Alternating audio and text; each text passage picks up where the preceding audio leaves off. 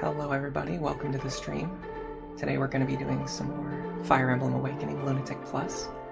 I think I've taken a nice little break after the No Frederick challenge kind of bombed. I actually didn't play the game at all, like even off stream for the last 2 weeks, and that's pretty irregular for me. Well, technically I played a little bit yesterday because I wanted to make sure that what we're doing today is possible, but other than that, I didn't actually play the game at all for like 2 weeks, which is very rare for me. Typically I play the game a lot, even off stream. But today we're going to be doing Sidestory 20, The Mountain Village, and we're going to be doing something a little bit different from usual, because in my typical Lunatic Plus streams, the focus is like 99% on gameplay and just skipping through the story, because we've all seen the story a million times before. But I think in the case of these spot pass chapters, it's a little bit of an exception, because I don't think everyone has actually seen the story in these chapters before. And now they're actually impossible to get, because you can't connect to the Nintendo eShop anymore. So there's no way to get these spot pass chapters anymore. So I'm actually going to focus on the story and the gameplay today. Very different from usual.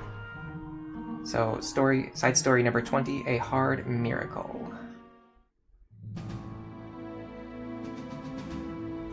I can't believe you've come to our aid.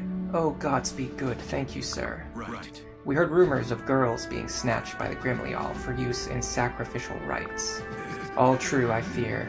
Our own village has lost 3 already. Please, you must see that no more are allowed to suffer this cruel fate. Right. The Grimleal have stolen their last victim, I swear it. Really? Do you know where the zealots gather? One of the girls escaped and made her way here. Perhaps she can tell you more. She's a gentle sort, but a bit, well, I'll just bring her.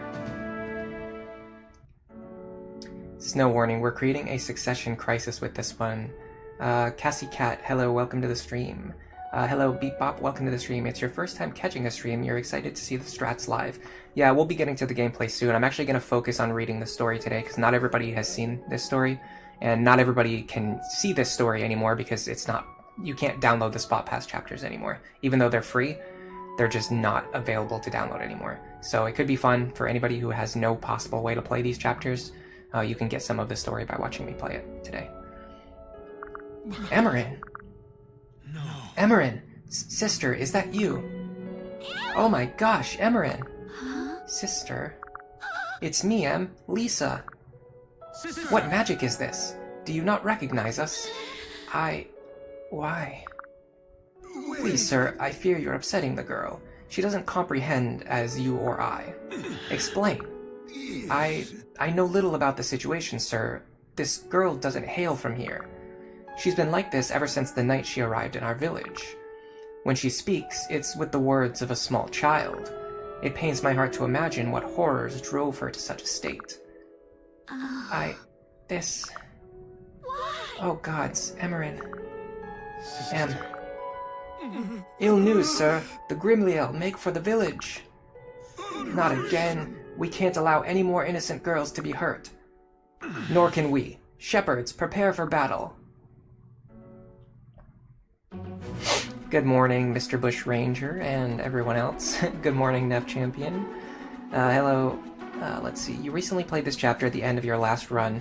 You had a lot of Gale Force and Vengeance Sniper Noir, and it was a ton of fun. Yeah, so typically by the time you get to the end game, the enemy quality is extremely high, but you also have a lot of tools to kind of get around it.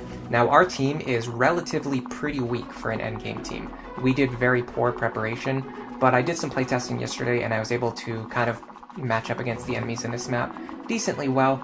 I had to give a strength and a speed tonic to Sumia, otherwise, if these guys roll speed +2, it's actually impossible for her to double them, which is a little bit of a problem. And I think I gave speed tonics to a couple other characters because they're down on like 35 speed. Our only really fast characters are Cynthia, who's like blazing fast, and where's Lonku? Where's the Lonk? There's Lonk. Lonk is like really fast too, he's like 47, she's on 51. I gave him a speed tonic as well. I think it was just so that he could match up against the assassins, because they're pretty fast. So we need him to be even faster than those assassins, or at least just able to keep up with the opposing assassins. They're already capped on speed, Long 2 is not capped yet, so he can still gain a little bit more speed and get even more of a head start over them. Especially because he has a very nice positive speed modifier. But that's going to have to wait until we actually finish leveling our team, which we have not done yet, because we're trying to train these goobers, Severa, Noir, Owain, and it's very difficult to actually train them in no grind. So as a result, what we kind of have is like 3 still not really fully trained child units, and then they also sapped experience from our main combat units. So our main combat units aren't as strong as they could be, and our backup units are not as strong as they could be. So it's all just kind of not really working out for us. Anyway, we're gonna send Noir over to this village on the first turn, and then she's gonna run back over and pair with Severa. We need to get this team up here and this team up here. I also want you here and you here. Nope, stop doing that. You here. There you go. And it doesn't really matter where Lucina is, so let's put her here and Robin here, and then we can put our staff users on the back row. And this looks fine. This is good enough for what we're trying to do today. We should be able to beat this on the first attempt. I haven't really done great inventory management, but I'm not super worried about it. Snow warning, you think it's funny that he calls Emmeryn a girl, despite the fact that she's older than Crom and many of the other shepherds. I guess her mental state warps perception. Yeah, if she showed up and she had, like, you know, like some kind of broken psychology thing, she's talking and acting like a child, I could see him referring to her as a child, especially because he's an older man as well. He's not like a young guy. You know, I'm over 30, and there's still some people who kind of, like, for people who are over, like, 50 or, like, over 60, they still refer to me as, like, being young or being a young man or something like that. The voice clips are echoing. You're not sure if that's an OBS clip or what. The voice clips in the game, you're saying? The game audio is echoey? I think I know why that's happening. Give me a second. Yeah, that's it. Sorry about that. Thank you for pointing that out to me. What happened was I had to turn on a different audio channel when I was recording footage for Demon Bluff. And when I switched back over to Awakening, that audio channel was still on, and then the Awakening audio channel was on, so both audios were playing. So, good catch there. Anyway, let's go ahead and get right into this. Hello, Shiranri. Welcome to the stream. This is your first time seeing this map. Ah, okay. So this is a spot pass map. You can get them from the eShop, but unfortunately the eShop is closed down, so you can't get them anymore. So this is kind of a nice showcase of some content that is otherwise lost to some players. Hello, Poochievert. You heard the music echoing too? It should be fixed now. What do you mean she's not here? I'm sorry, sir. I looked away for but a moment and she disappeared. Perhaps she thought the zealots had come to take her back and wanted to spare us. Sister. That certainly sounds like something she'd do. Well, she can't have got far. Come on.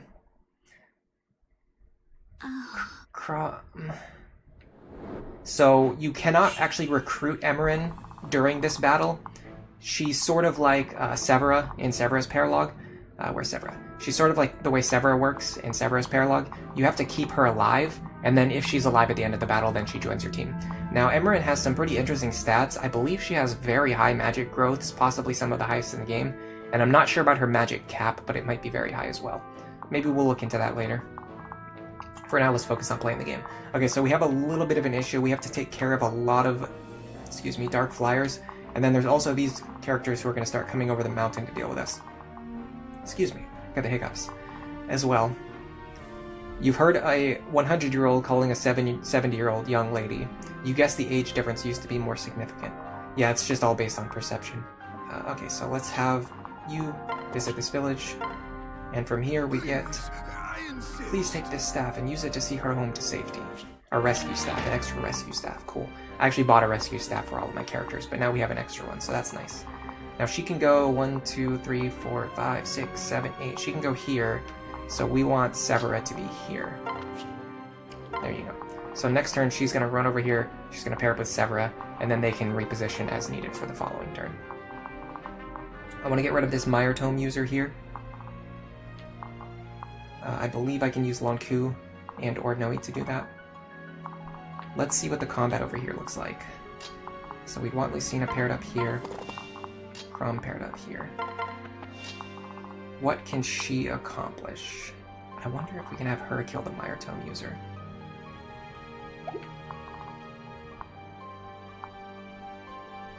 Or maybe even Lucina. We could do something like this. This is going to be tough because she has Aegis and Counter, which means we can't hit her at one range with the Beast Killer, because we'll destroy ourselves in the process. But if we hit her at 2 range, we deal... actually, that damage is pretty good. That's good enough. And then we just need 1 Dual Strike, or 1 Aether Proc, or 1 Crit. Yeah, that should be doable. What about this one? This one's kind of got a similar issue, but she doesn't have Aegis, which means Sumia can do a better job of fighting her. She can use the Short Spear. Well, actually, Arcwind does like no damage to these things anyway, so it doesn't really matter. Aegis doesn't matter. Alright, let's go this way. You've got Thoron, you've got Bolganon. Okay, so we want to take out Bolganon. We would love a Dual Strike here. Got it. Yeah, see, that's why I gave her the Strike Tonic. That's exact lethal right there. Now, I'd like to go over and kill this Mire Tome user, but I suspect it's not going to be that easy. Especially because he has Pavis.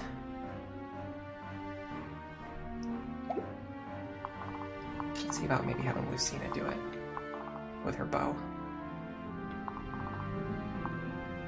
So in order for that to work, we have to contend with Rexcalibur. What about something like this? Silver Lance.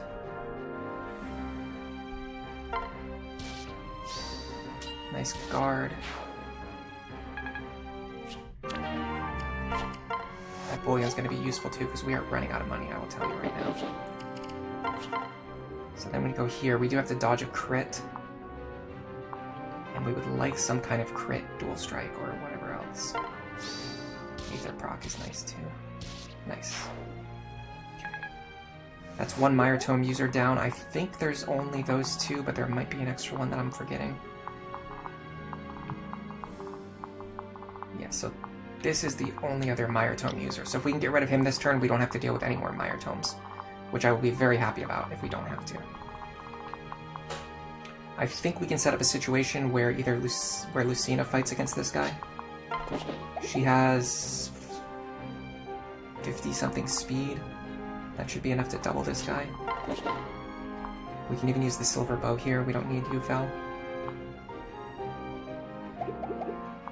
So we want to go 1, 2, 3, 4, 5, 6. Nope, that's not right. Well, then we can actually highlight him because he has pass anyway. So we can stand here. I don't really necessarily need to double him, I just need to do some damage to him. So I'm going to do this. Beautiful. Okay. This is great, we're really picking apart this enemy group.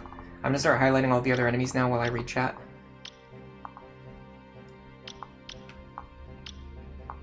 In your last run you used Crom and Robin, you used Saria with Gregor, and Church with Henry. Your Jerome kind of sucked, but Noir was cracked. She had capped HP, strength, speed, defense, and resistance. Yeah, Noir is usually turns out really good. It's almost impossible to mess up Noir.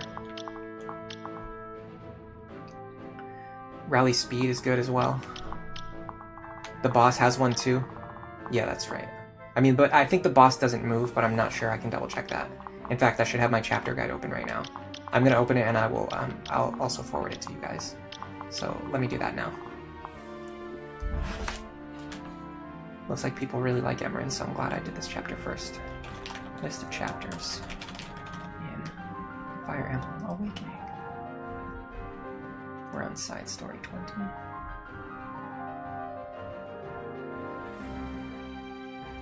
The wiki calls them paralogs, by the way. They're not paralogs in this game, they're side stories. If you want the information on the chapter that we're playing, it's right here. I'm going to be using this to check things like the enemy AI behavior, because they give really good detailed information. No doubt you've actually messed up Noir before. I mean, I'm not saying it's impossible, but yeah. You were looking for Mire puns, but it seems like the easy word containing it is admire. Well, I really admire your effort. Hello, Sophist. Welcome to the stream. Hello, Shira Henri. Oh, I said hello to you already, but it's a shame you can't access these maps and characters anymore. You're still hoping for a port? You're playing Fate's Conquest on the original 3DS, and it works so well. Yeah, I still use my my handheld, my real DS sometimes, but for streaming I have to use this. So I've been using this more often now, just because capturing footage and streaming from the DS was a pain. All right, we are getting pretty close to being in a very good position. And I wonder if the play is to have these two take out the Meyer Tome, because then Long Ku can hit this guy, or maybe these two hit this guy.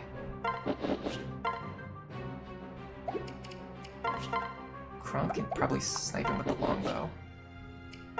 We could do Silver Lance, longbow. That would allow us to get some chip damage on this Ruin guy. Potentially even kill him if we get some like crits and dual strikes.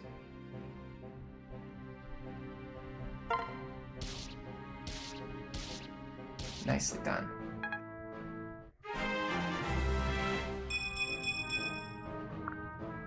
Now we can rescue them. Well, first let's have Long Ku fly over and do his thing, because I want to make sure we can actually get rid of this Meyer Tome. So we don't have to worry about counter or anything like that. Long Ku can stand here. Silver Axe. I will use the Brave Bow here. I think it's worth it. Because we need to fish for a lot of dual strikes, in fact, and we have to dodge a seriously nasty crit, too. Him having Aegis actually makes this a little bit difficult. What if we do this? Now, unfortunately, she cannot double. Alright, let's see how this looks, and we'll go from there. We got 4 chances to proc lethality. Land a crit, land some dual strikes.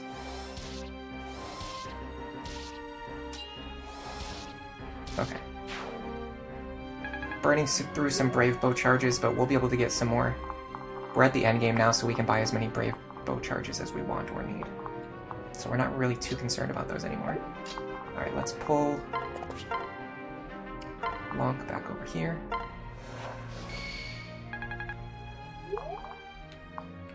We're gonna pull... Let's have a way into it, because he needs some experience. We're gonna pull Crom back over here.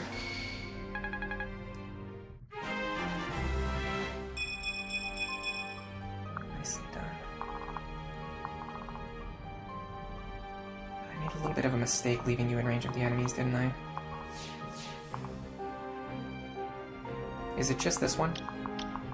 It is just that one, okay. I can maybe work with that. She has Bolganon and a Silver Lance, though. Yeah, this might have been a pretty big misplay.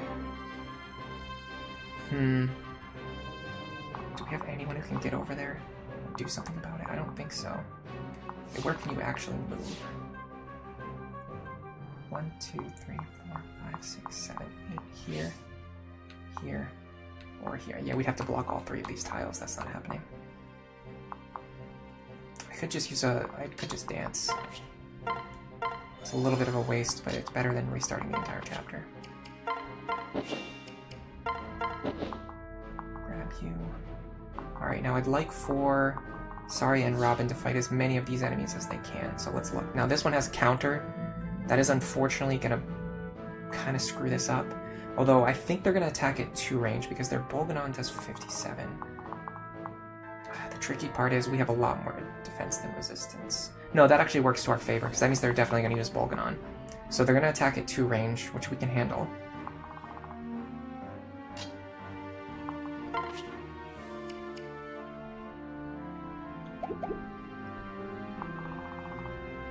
What about you, Rex Calibur?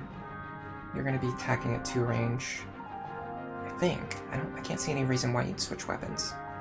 You'd lose 11 damage, and you'd be hitting 10 extra layers of defense. You'd lose 21 damage from attacking with your Silver Lances. I don't think they're going to do that. So let's see. So we can see their damage. We also have to be careful about getting doubled. No, that's not going to be an issue. Alright, so 57 plus 55 plus 55 is 167 damage. That's a lot. They're going to lose 19, they're going to lose 19, and then they're going to lose 9 more. So they're going to deal 120 damage. In order to survive this, we would have to heal more than 55.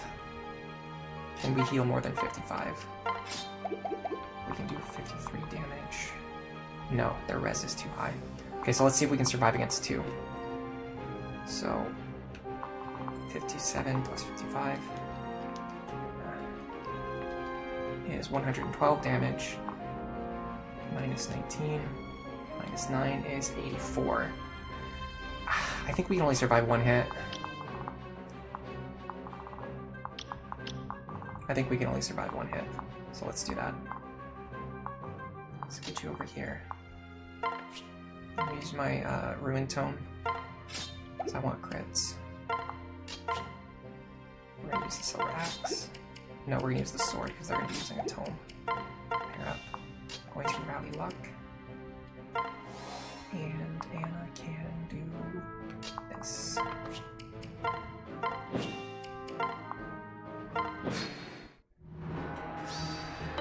Nice dodge. And dual strike.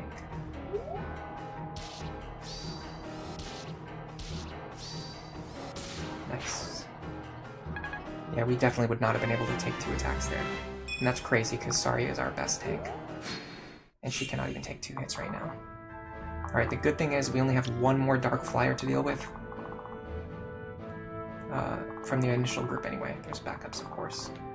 Oh, I never checked the enemy AI either. I said I was going to, and then I didn't do it.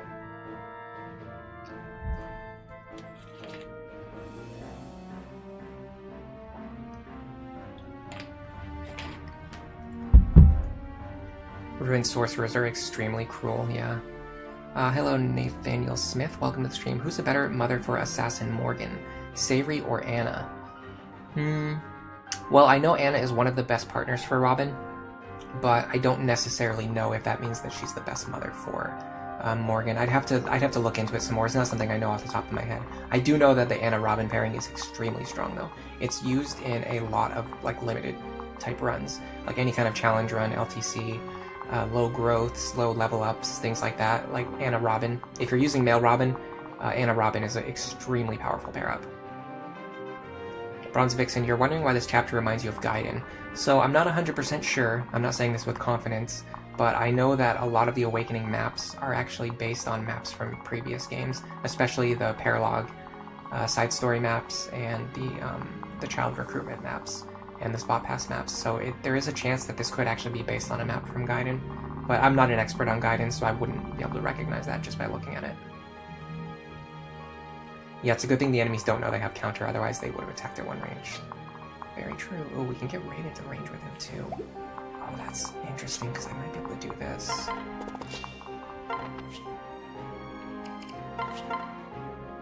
It's pretty hard hitting. We're going to take some serious damage in the process, though. We don't deal quite enough damage for the kill, that's the sad part. Oh, especially because they're going to have Aegis. Okay, well, the problem is, though, they have Rexcalibur, so I don't think Sumia can fight them. She's going to take a ton of damage. She's going to take 60 damage, plus, what is it, like 15 or something? So she's definitely going to get 1 shot. I mean, we could give Lonku the kill. Lonku is just goated. Unfortunately, Aegis, once again, though, kind of causes problems. Who do we use for this? I mean, this pair still seems like a good option. We just have to think about how we're doing it. So we go like this. Silver bow.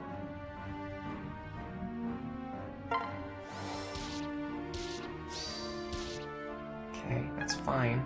Now their health is low enough where we can have someone else finish them off, or we can even have Sumia do it pretty reliably, and then after she triggers Gale Force, she'll get another action.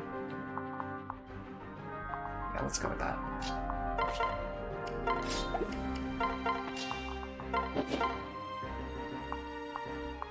Where's your Beast Killer? There it is.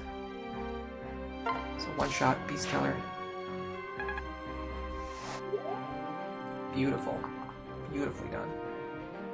Okay. Now. I really don't want to deal with this Ruin Tome. I think Waste is a double attack. Let me confirm that. Yeah. So we definitely don't want to be in range of that guy with waste. We could fight just this guy this turn. We would take 61 damage at most, which is actually a lot. And he's a bow user too. What if we just kill him at 2 range first, before he has time to do anything?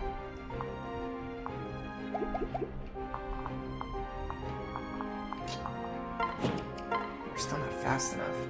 Even with the speed tonic, long through, still not fast enough.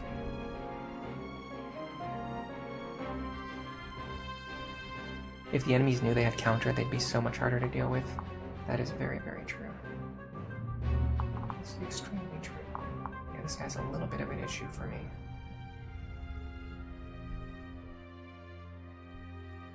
I'm trying to think. You wouldn't be able to do it because you're going to get doubled.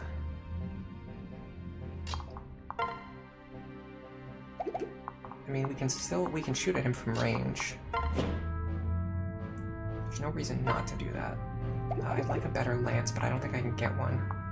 I don't really want to waste beast killer charges. Oh, I kind of have to, though. I can't hit him otherwise. Well, let's just assume we're not going to hit him then. Let's just do this.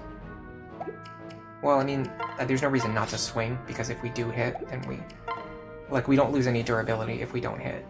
So there's no reason not to at least swing.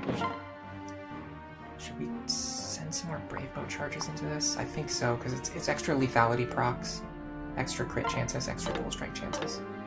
My god, these guys are dodgy. But that's okay. Okay, so we want to put someone right at the edge of his range.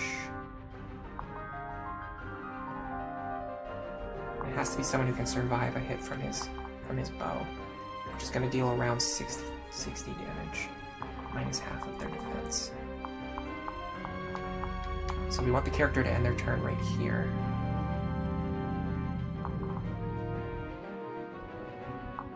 She can actually double. That's 51.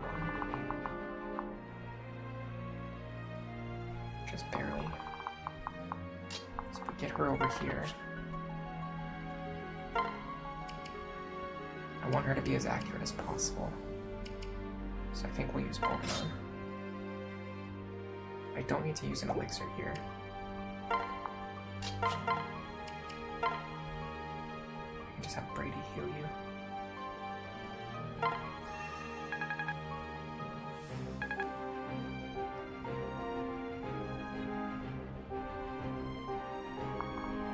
Now we pull Lonku back.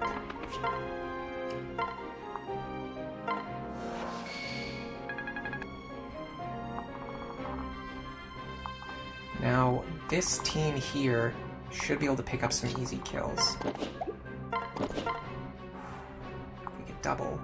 We can double with Ufel. Brave weapons eventually become stronger than legendary weapons, so there's no real downside to just using legendary weapons now while we have them. They're essentially just like a holdover that you can use without spending any money, and then later on, once you get legendary weapons, you can just use the legendary weapons. Or sorry, later on, once you get brave weapons, you can just switch over to using brave weapons. So we want to get him with this attack. That's going to trigger Gale Force again. Now we might be able to rescue Emmeryn with this team. We can. Good, that saves a lot of staff uses. Can we stand at the edge of just one character's range? Unfortunately not. If we stand at the edge of their range, we're going to be in range of the guy with the bow, and he's going to snipe Cynthia, so we can't do that. So we have to do this. We have just enough range to grab Emmeryn, which is fantastic. That's a great use of a double Gale Force into a rescue staff. That is some amazing movement tech. Beautiful stuff. You will never see this if you're the kind of person who just like tries to skip through the game and boss kill everything, and only use 2 characters for the entire game. Does anyone here love Shining Force from Sega? Yeah, Shining Force is actually one of the first games that well, I wouldn't say it's one of the first games that I ever played, but it's one of the first games I ever remember playing. I definitely played some games before that, but I was very young. Hello, Kuro, welcome to the stream. Yeah, Shining Force is pretty good. The only thing is, if you go back and try to play Shining Force right now, what you're going to notice is that your characters all act in like pretty randomized order. There is a little bit of determinism to it, but it's fairly random and you can't see the movement order, and that makes planning and strategy pretty difficult, which I don't like. I think if you're playing a strategy game, I think it should be, you know, relatively reasonable to be able to actually make a good strategy and understand what you're doing. And it's very difficult to do that if you're completely incapable of seeing like how the characters are moving and acting, or like what order your characters are going to move in, I should say. All right, so we got a couple options here. We could have Sumia snag this enemy right now, and then Libra could rescue her to safety. I kind of like that idea because then we don't have to deal with this enemy next turn. However, these two kind of concern me because they're standing right next to each other. But I don't think it's a problem because we can fight the assassin at 2 range. I'm going to check the enemy behavior now before I make any other plans, because I think some of these enemies are going to start moving probably quite soon. So...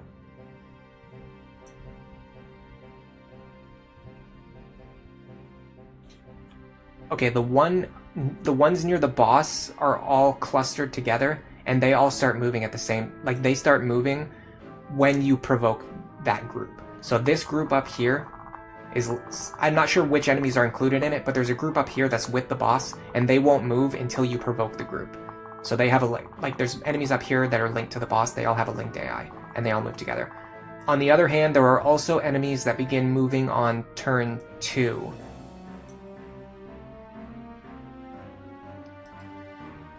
Which is going to be this turn. So there are going to be enemies that are going to start moving this turn, and then on turn 3 there's going to be another group of enemies that are going to start moving. I think the Dark Flyers begin moving on turn 3.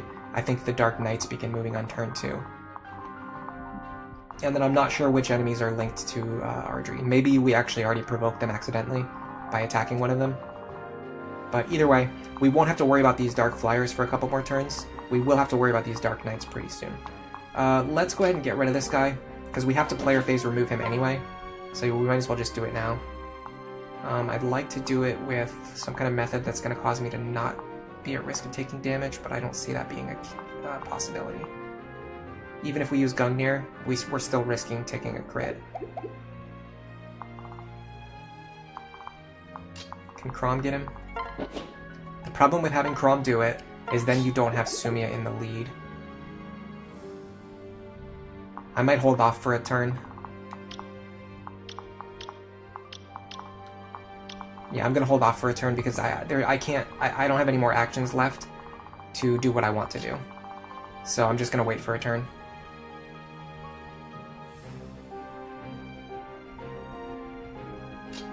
I can move them here though. That'll boost Saria's performance slightly, and then we can also rally luck for her.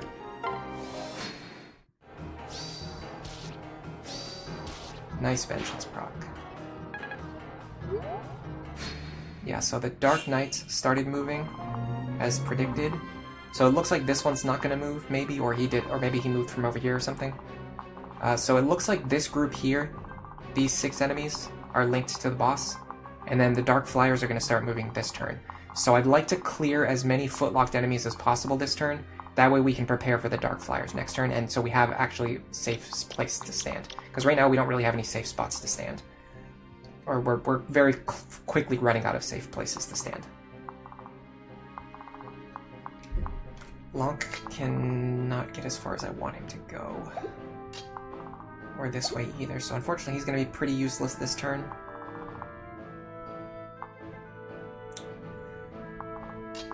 Should be fine. We don't double this one.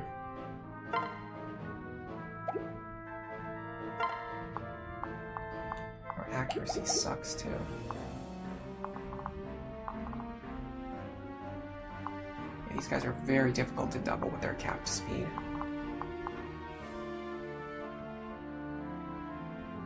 Honestly, I think this is really a longbow's time to shine. Problem is we still have to get rid of this guy. Okay, hold on a second. I think Saria can get rid of him. Yes. I don't think it's worth using a Nosferatu. Well, I mean, we'll get a little bit of healing. This guy's a little bit of a problem, but if we can end the turn with one character right at the edge of his range, then it won't be a big issue. Man, why is this guy so hard to get rid of?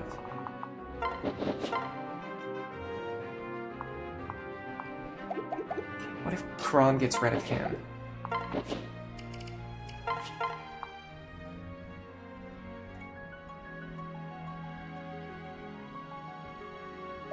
Then what does Sumia do?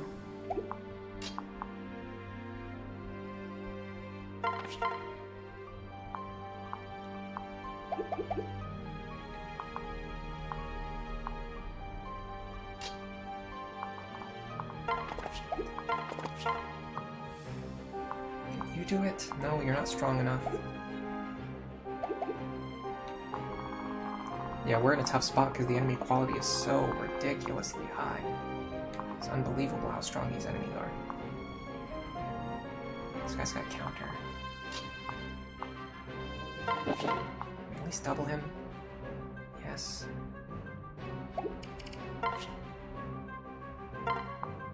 No. Yes, but we have to dodge a crit.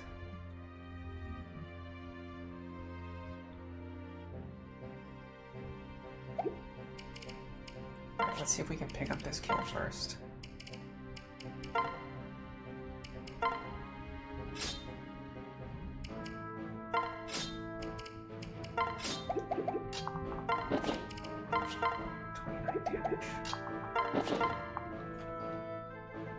It's not gonna be 29, it's gonna be 26.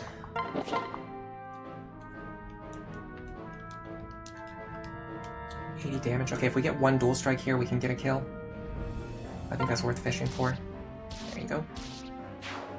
Okay, that procs Gale Force. Gives us a little bit of maneuverability. Waste Tone is absolutely disgusting.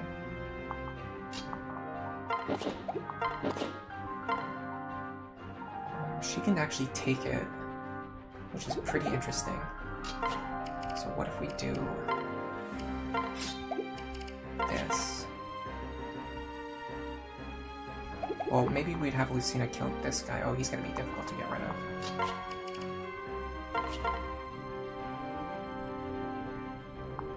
I mean,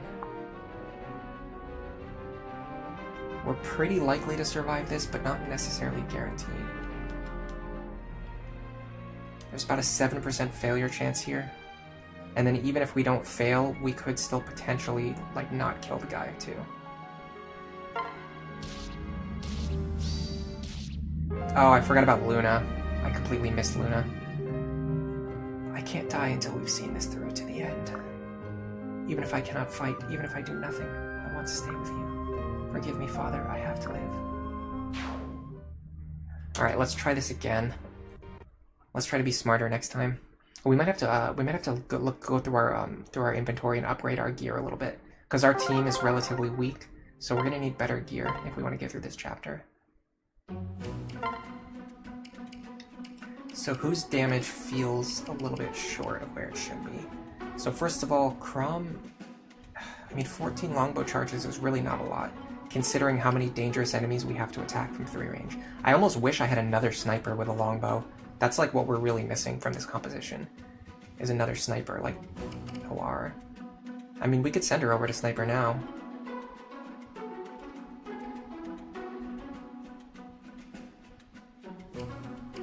She'd lose some speed though, and she's already not very fast. But the enemies we want to snipe have 29 speed anyway. She's already on 35, and she's going to be getting a pair-up bonus from Severa. Honestly, my 2 big problems are that Severa is like built as a tank, but she can't actually tank anything. So she's essentially just a pair-up bot for not Lucina, for Noir. So we could potentially just get her into a better pair-up class. That's definitely an interesting proposition. What classes can she access? Paladin would be really good.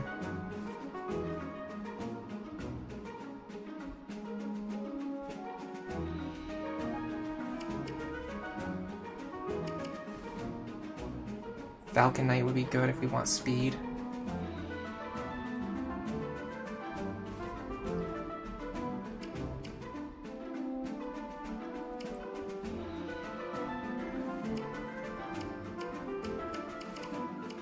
I'm really looking at Paladin here. Paladin seems pretty strong.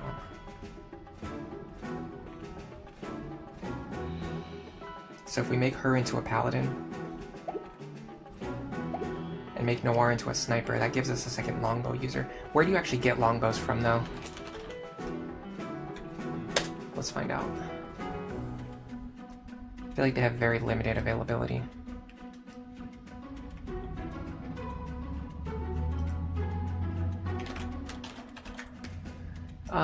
No, actually we can get it from Paralogue 23.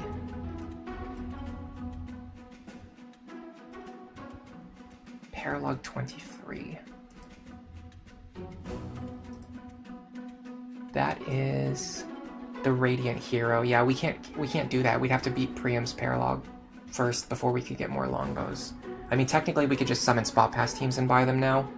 Now that we're done with the main game anyway, we're not really on like some crazy like no grind restriction. So if I want to get a longbow, I can just get one from Ike. You also get one at 720 Renown, which is kind of funny. I don't know if I want to commit to this yet, but it definitely has some merit, because right now she's not really doing anything as a lead hero, and she's pretty strong as a bow knight, but it's mostly just her bow access. She's not really doing anything with her sword. So being in bow knight just means that she doesn't have access to longbows, and she'll never get bow fair. And we want her to get access to longbows, and we want her to have bow fair eventually. So I feel like turning her into a sniper, a longbow sniper, and then turning her into a paladin would fix a lot of our issues. Because then she can just be a good supporting unit for Noir.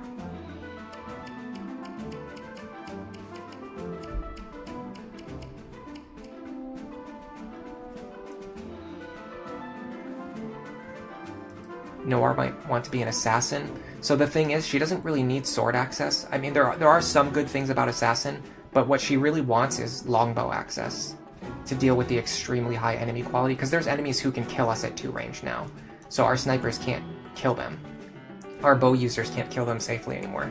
So what we really need are characters who can attack at 3 range. Paladin is the best backpack class in the game, without question.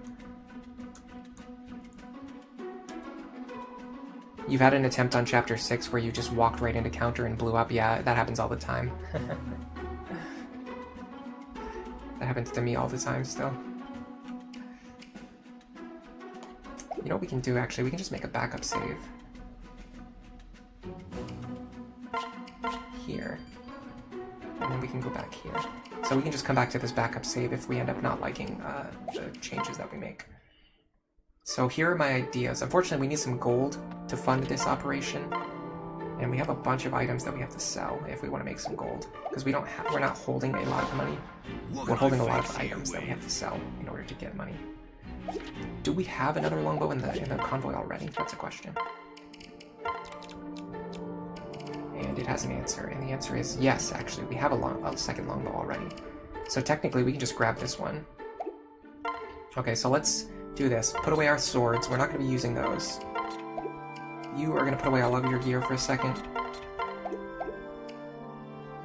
Now we're going to turn you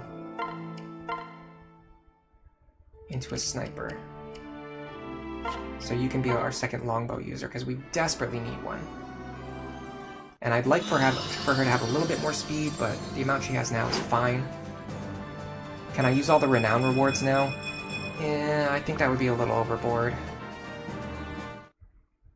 But we can kind of think about how many renown rewards we would have at this point, because it's definitely more than just like these ones. We probably have, let's see, you get 10 per chapter. So we've beaten 25 chapters at least twice. So we have at least 50 renown. And then we've beaten... So we have at least the Spirit Dust. And then we've beaten maybe like 5 Paralogues, so we definitely have at least the Celicus Gale.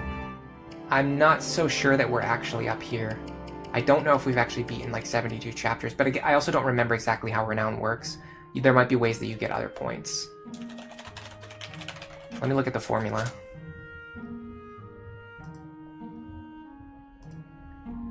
because the save that I have has all of the renown rewards. I don't want to grab all of them, but I do feel okay grabbing the ones that like we would actually have. Yeah, so it's just every chapter you clear, you get 10 points. That's it. So we'd have at least 50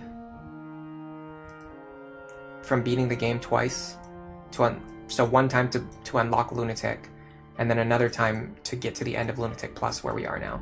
So we'd have at least 50. Then we'd have 1, 2, 3, 4 Paralogues at least twice. So that's another 80. So that's 580 we have. And then you recruit Morgan at least every time, so that's at least 600. And then after that, it's kind of questionable.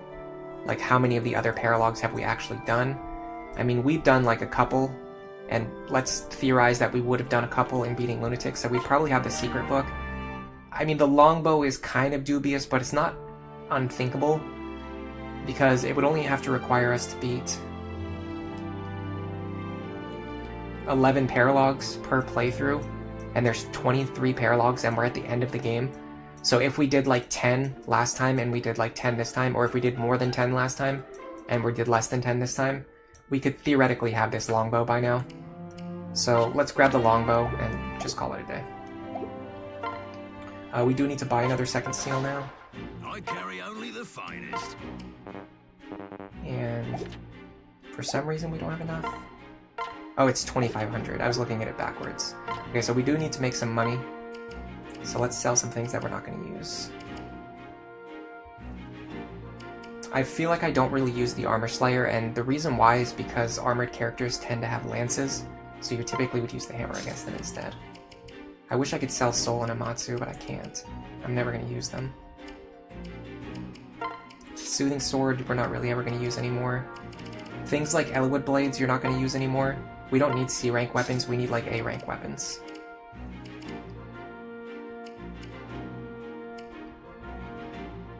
Like a Javelin with 3 charges we're not going to use, that's just clogging up space in our inventory. Glass items I'm not going to use. Miniature Lance I'm definitely not going to use. Superior Lance, you could kind of get some use out of that. Ephraim's Pike is also really good for a C rank. That's worth keeping. Bronze weapons I'm not going to be using anymore. Steel is arguable, I might use it as like a spammable weapon. Especially because it has a good hit rate. I mean, better than silver.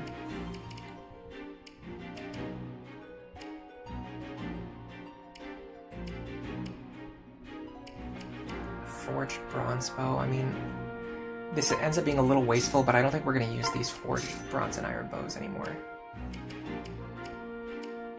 Same with like a fire tome, we're not going to use. Hellfire, we're not going to use. Elthunder, we're not going to use. Forged Elthunder I will keep because that was an expensive investment and it could still be useful. Elwind, I'm also going to keep because that's a 12 damage tome against the flyer. Flux you always keep.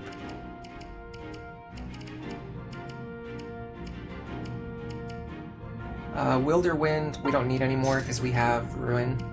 It's just a better version of Wilderwind. Now for staves,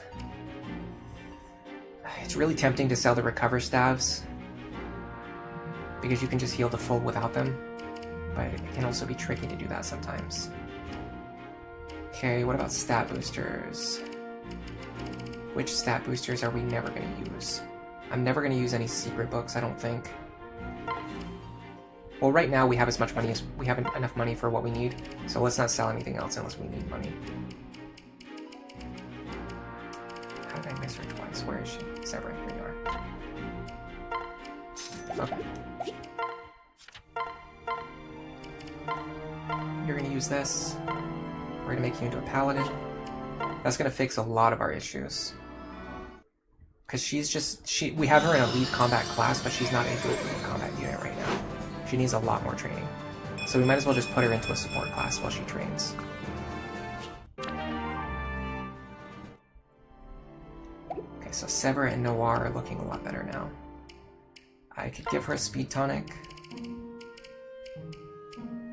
If I had one, which I don't. What about Chris's Confect? It's not going to help here. Okay, Where do they sell speed tonics?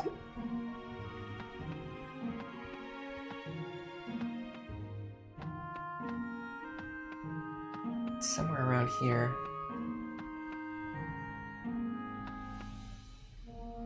Strength and defense. Actually, I need some more defense tonics. What can I fix you with? Okay, where'd they sell speed tonics now?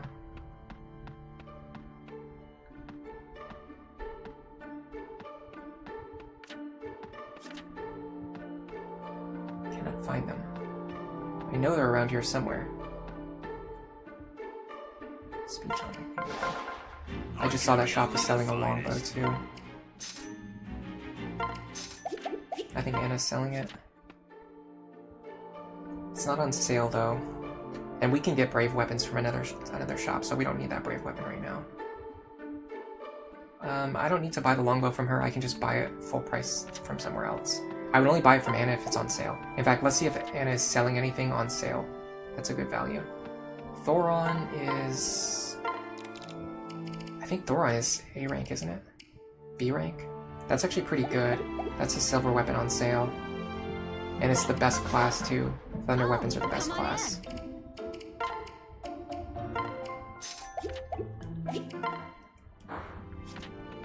Anything else?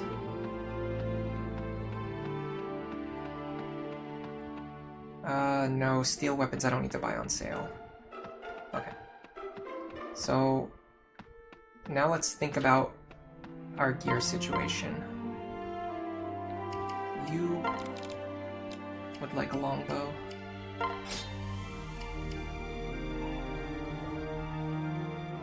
Let's restock both of them to full.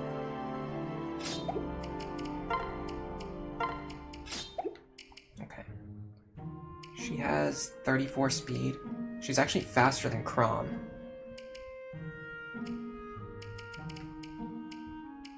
And she's now getting...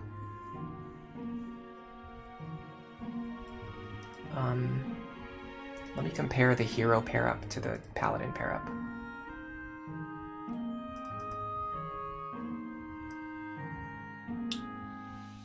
So paladin is 2222.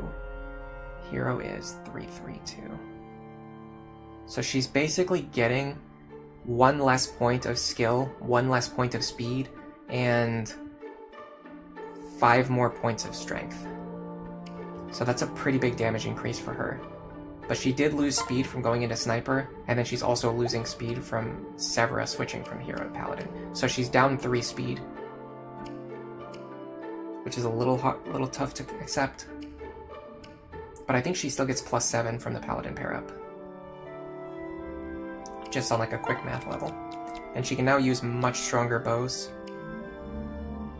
So we do steel for spamming.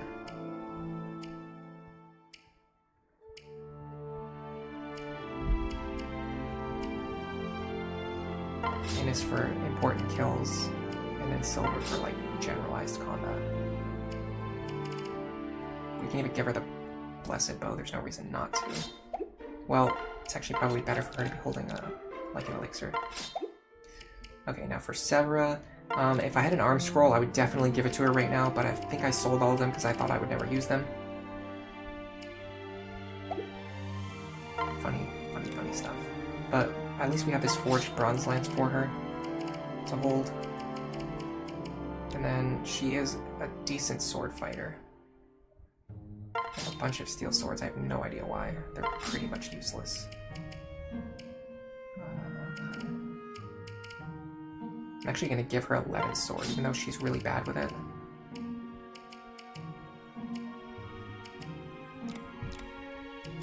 And I'm going to give her a concoction. I'm going to look at her skills too. Okay, so she has all of her equipable skills right now. I don't think we're going to get any more use out of Soul or Patience, but Dual Guard Plus is nice. Arms Thrift is questionable. Speed +2 is fine.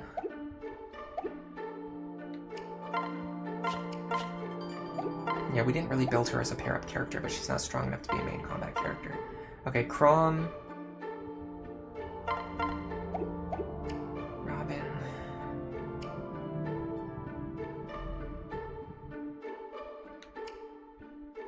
I'm trying to remember. I'm trying to identify if there were any problems on our last attempt, like any matchups that our characters were just incapable of winning. She's gonna need a speed tonic, or a speed wing, or a speed tonic, so that she can double some of the slower enemies with her longbow.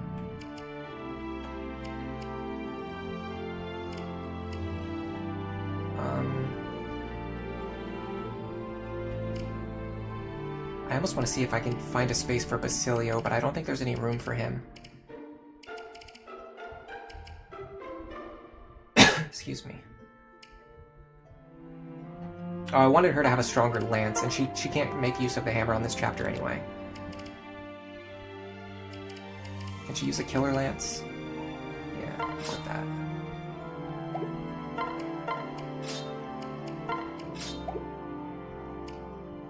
Superior Axe isn't really doing much either. Do we have a Brave Axe for her? I think we had one. No, it's not in here. I could give her Hellswath. Do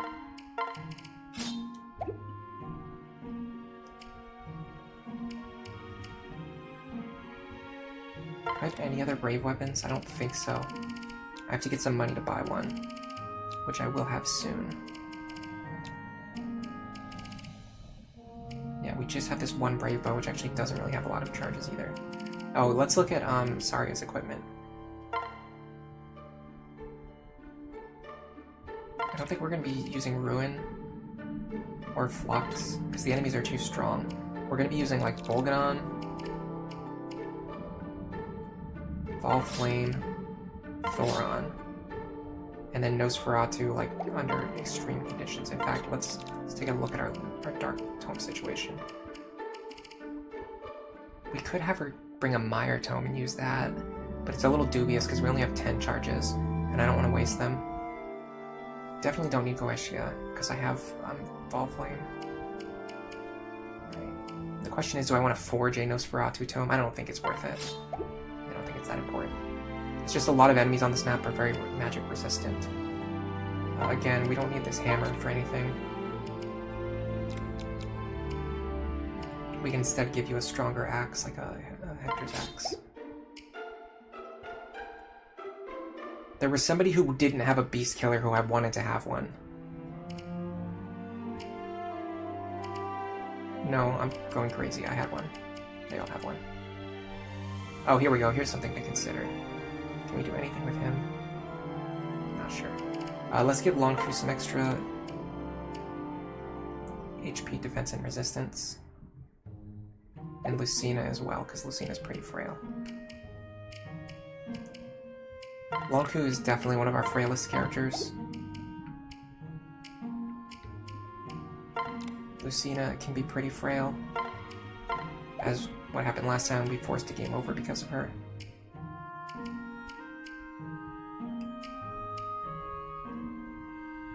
I mean, I could give her one too.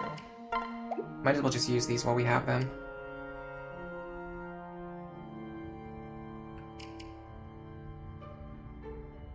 She's not going to be fast enough, even with a speed tonic. The only way to make her fast enough is to train her, to get her a bunch of levels, so she gets more speed level ups.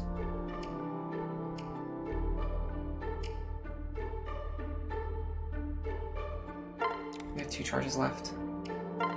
Just give them to these 2. And then, I guess Sumia's fine. I mean, there's no reason not to give her one either. Like I said, we just have them, so we might as well just use them. It's honestly more of a convenience feature. It's just using the HP, defense, and resistance tonics all with a single button press. If at any point we need them, we can just go get more. Alright. That's enough of a delay. Let's try this again.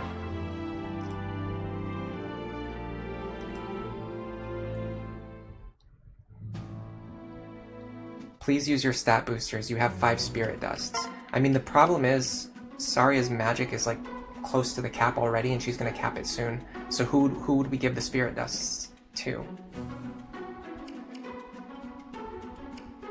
Lisa, she's not gonna do any combat. Owain, I guess that would help. Sumia actually would be a pretty good target, because then she could deal more damage with her tomes.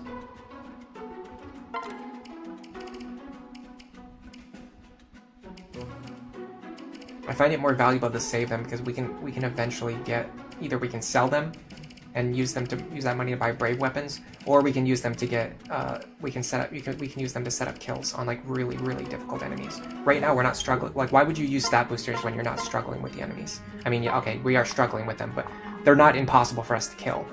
You would use a stat booster to enable a kill that is otherwise impossible. Which we're not in that situation yet.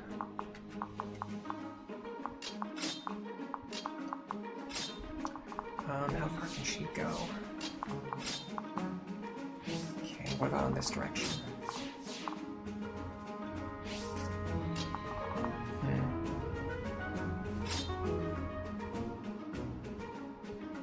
Okay, I have an idea. Noir to this location. Severa is going to go somewhere up here. Noe and Lonku this way. Ray and Robin this way. Staff users in the back. This is pretty close to what we did last time, but we have more of a focus on the left side. I'm going to try this.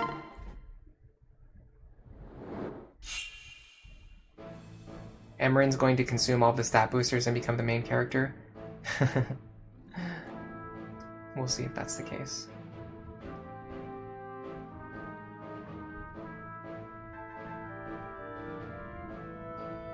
Is there a reason why you have max renown? Yeah, I downloaded a global save file which had all of the support conversations unlocked, and I used that I used the fully unlocked gallery to make my canon pairings video so that I could view all of the support conversations. And when I did that, it also maxed out the renown. Okay, let's start with you. I might have messed up. You actually can't fight from this position, can you? Okay, hold on, we have to reset. What am I thinking? I need her to actually be able to fly. I will say one thing I really regret is using the boots on Sumia. I think that was a misplay.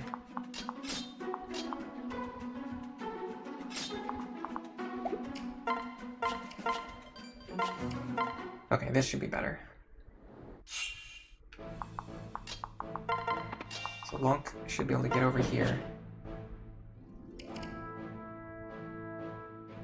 We can use the Killer Lance because it's more accurate. Use the Brave Bow to guarantee some kind of kill. We need to dodge a crit here. Didn't dodge it. Okay, fine. Now we're gonna do this and this. Yeah, the problem is our best combat units are also our best rally units, so we're not really getting any value out of rallying right now. Okay, so I'm going to do a variation of what I did last time. I'm going to do this instead. Send the rescue back to the convoy. Now what I'm going to do is I'm going to put Severa up here within range of Noir. And I might even be able to set up a combat against this guy, because I could have Saria fight him. She can't get there, though. Ugh. Robin's not close enough either.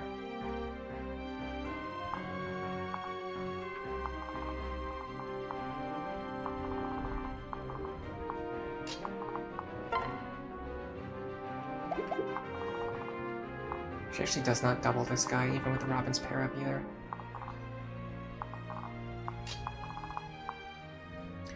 He has counter again, but he doesn't have Aegis this time. It actually didn't matter. This one does not have counter. Okay, let's get rid of the one who has counter.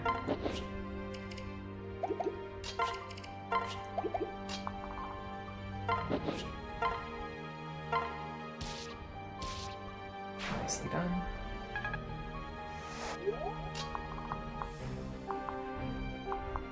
Then we would go here. Silver Lance. Oh crap, I just misclicked. I have to do this again. Sorry. I don't know how that happened.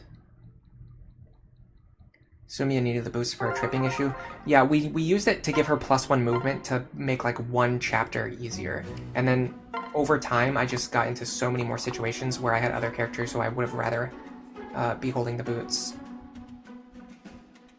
Or rather have the +1 movement. So we gained +1 movement in like one situation where it mattered, and then we lost the ability to give +1 movement in like 5 other situations where it would have been better.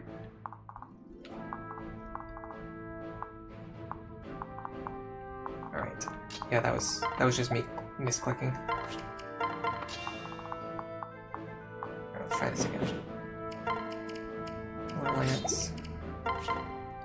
Brave Bow.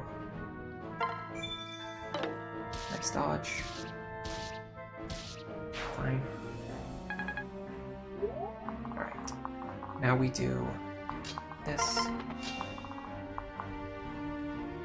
That's fine. That's... this one's a little bit tricky. This one's gonna be difficult to fight. We might have to let Saria fight this one. So let's pair her up with Robin.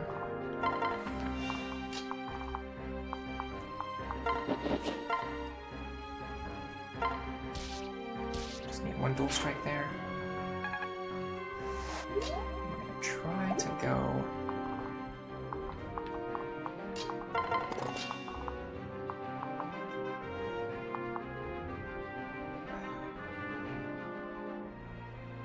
Get him with the Beast Killer. I mean, we can deal 50 damage, then we need a dual strike. An Aether proc or something like that.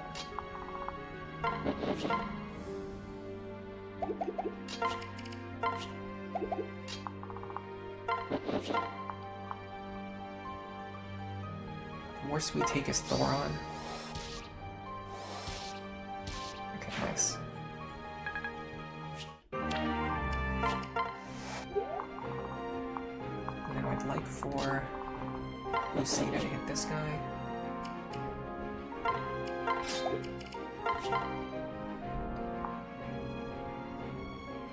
I'm gonna dodge a crit. Oh, that could have been messy. I'm gonna give them a strength tonic next time. Or they might already have one equipped, I can't tell. But if not, I'm gonna give them a strength tonic next time. Okay, now we set up this combat here.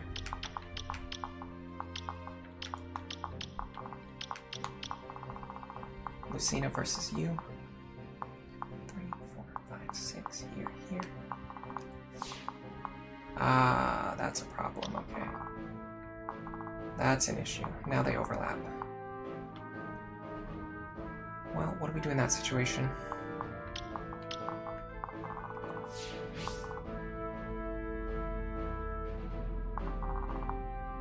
Not sure. Could have Sumia kill him, but not really. Well, if we get a dual strike, he actually dies. But then this Mire Tome is left. No, we got rid of the other Mire Tome already. Okay, so yeah, let's do this then. In fact, these two have Excalibur. So we just need a dual strike here. And then Sumia does the other 10. Okay.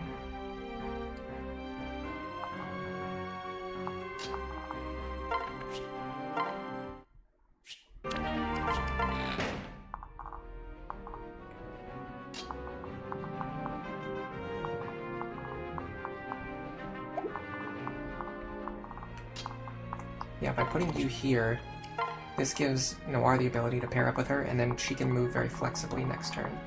And either she can go to the right or she can go to the left as needed.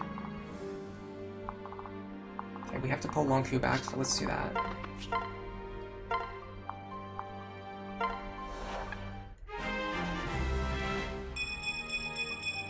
And we didn't mess up our position this time, so we don't have to waste Olivia's turn, so Olivia can do this instead. Which is huge.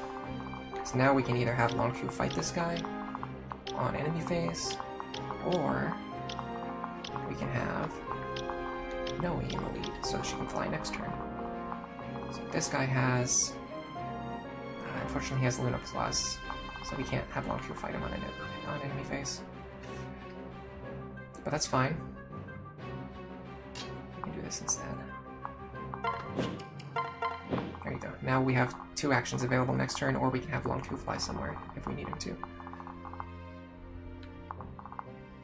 Oh, their ranges don't overlap. Okay, I can fight just this guy.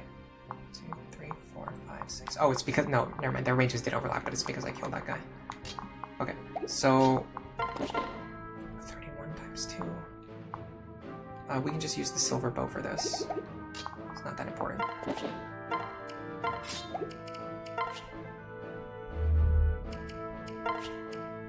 11 Aether proc there, we're probably not going to get it. I'm going to adjust my strategy a little bit this time.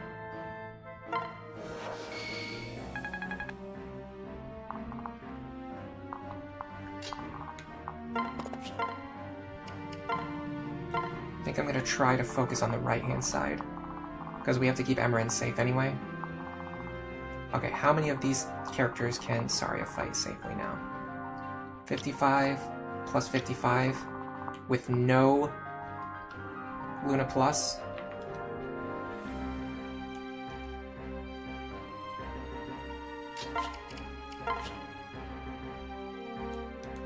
She's at risk of taking 68 damage. She actually always survives, even without Nosferatu.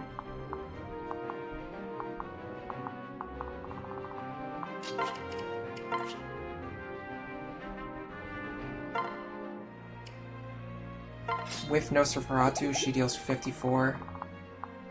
She'll deal 14 damage with Nosferatu. That's like nothing. So not only is it not worth very much, but the healing won't be worth much anyway. We're really going to be fighting here with Robin's dual strikes. So with that in mind, let's focus on damage and accuracy. And crit. 61 with a high crit rate. Versus 68 with a high crit rate. I don't want to waste Fall Flame charges. We don't need to kill these guys, we just need to weaken them. We can also rally luck for her. I guess that's something before moving. And I want them to be over here, because I want to get them away from the mountain. Alright, let's see how this goes. Let's see if my math is correct. Nice guard. And dual strike. Takes 33. Good Vengeance proc. Vengeance is really good against enemies who don't have Aegis or Pavis, and they just have like a high defense or high resistance, because it adds flat damage. So you really get like the full like that extra, like 54 damage added on top. So even if you only deal like 1 damage to the enemy, a good Vengeance proc can still add like 50 damage. And this is fine because we're on 1 HP, which is perfectly fine for Saria. Okay, this team has a longbow user that we can use to our advantage to get rid of this Ruin and Waste Tome. Now this Ruin Tome is going to be annoying. We're going to have to chip him down over multiple turns.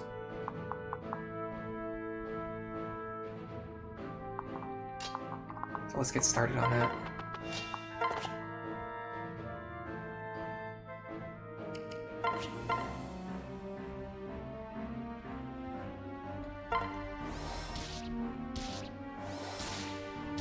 Even the crits don't do anything. I'm gonna pull her back.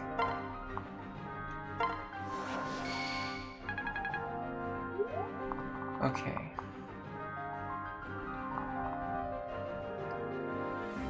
How confident do I feel in Lonku's ability to fight these guys?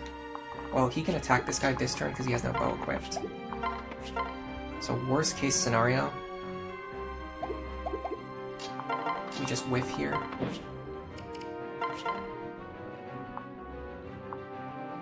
This is not worth a brave bow to me. Nice.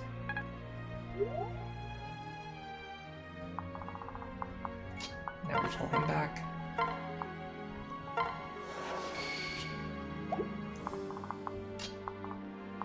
We dance for Brady.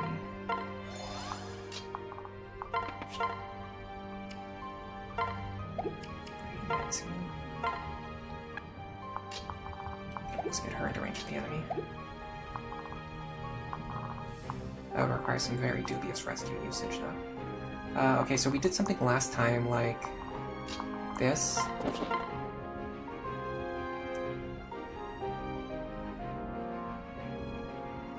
I believe it was predicated on the fact that...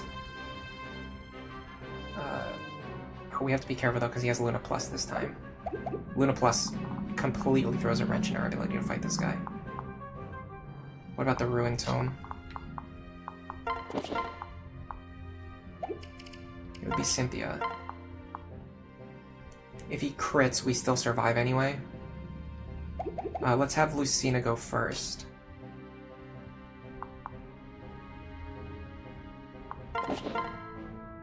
Parallel Falchion, take this guy out.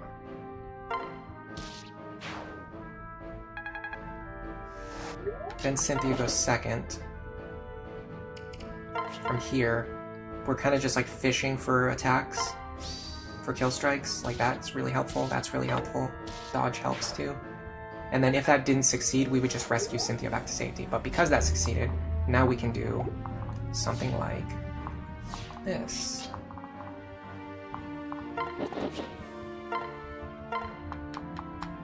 Doesn't quite reach. What about here? Pull Emmeryn to safety. It's going to be hard to keep her safe in a few turns, so we might need to start planning for that. Is there any way for us to get Sari into a position where she can help? We'd have to use a rescue staff. Is that really worth it? I kind of think it is. Get her over here, maybe?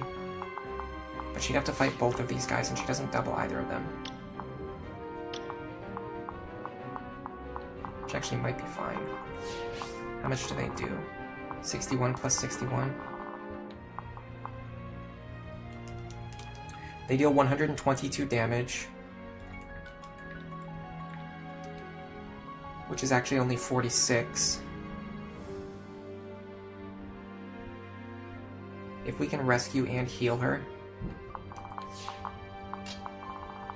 Sumi is actually in a really bad position this turn. She can't do anything.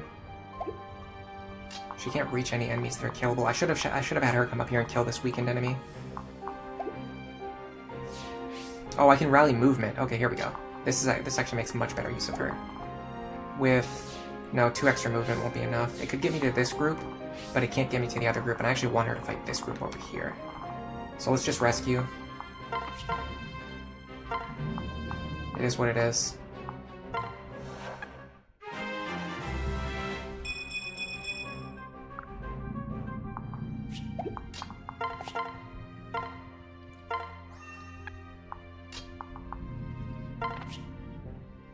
I will use Nosferatu this turn because these enemies have low magic resistance, which means I will heal myself for a lot.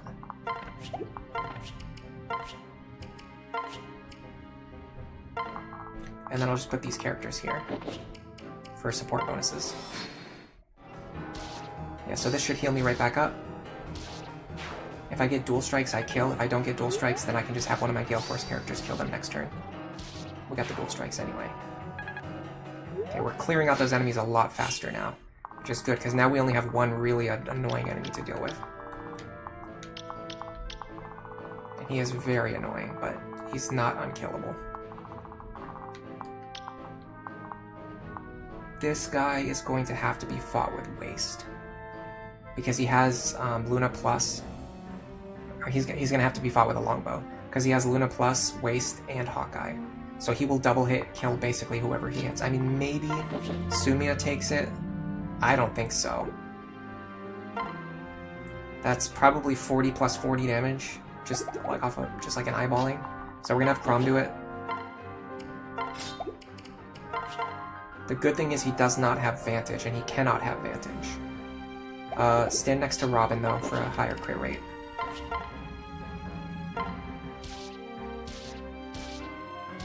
Beautifully done.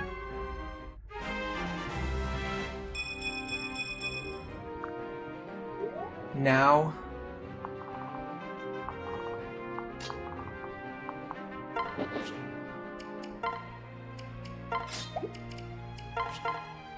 Yeah, he cannot have Vantage because he has Luna and Hawkeye. So Lucina can take him out, guaranteed. Proc Gale Force. And then we can maneuver with Cynthia on the top half of the map. I would love to get Olivia over here, which should be possible. Like this.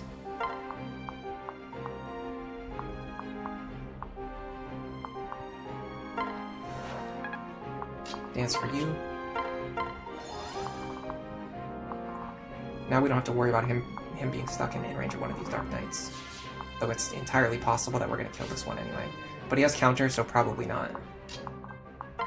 It'd be very hard to get rid of one that has counter, yeah. Because we'll just kill ourselves with the Beast Killer, actually, will we? 64? Actually, we'll actually survive this.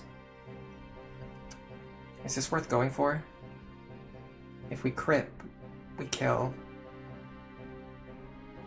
Aether won't help us. I mean, technically, it would give us a little bit of healing after the second hit. But this guy seems like someone we could fight safely on enemy phase. So let's try to find someone that's going to be more of a problem later.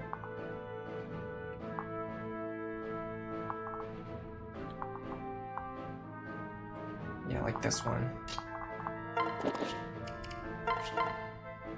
So if we pick up this kill, we just Gale Force, we jump back over the mountain. If we fail, we just Rescue Staff back over the mountain. Nice. And theoretically, what we could do now is actually just pick up another extra kill.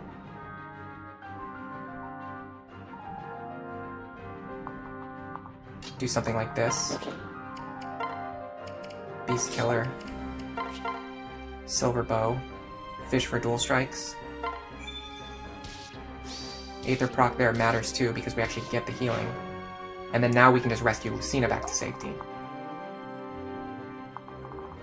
If we rescue her into this position, she'll be able to fight this enemy on enemy phase. But it's actually hard to rescue her into this position, unfortunately. Because we're going to try to rescue her below where we're standing. So we'd have to move a lot of characters around to do that, and I don't think it's worth the effort.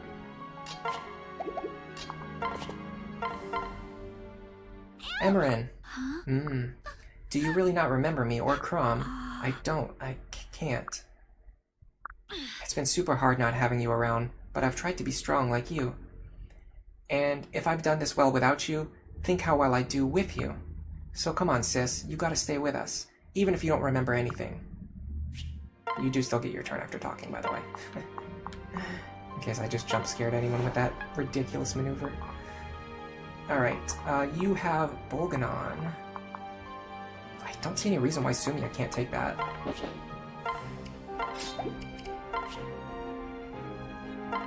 Short Spear, maybe? Or,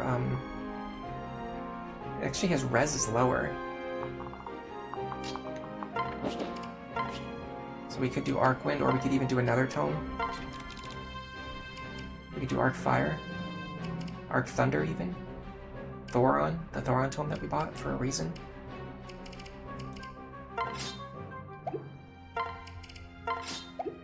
This should work. I don't see any reason why it wouldn't.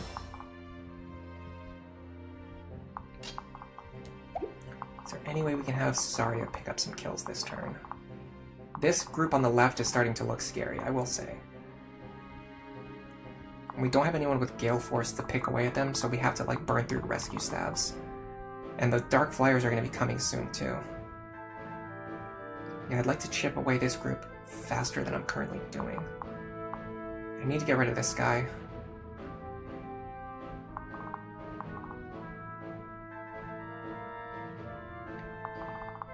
I have 2 rescues left and nothing else this turn.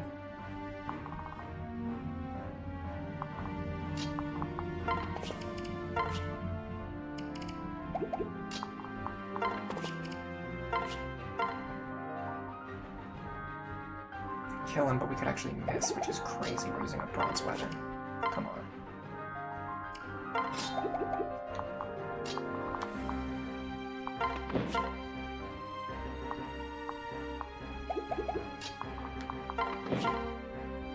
There's no way to reliably kill this guy.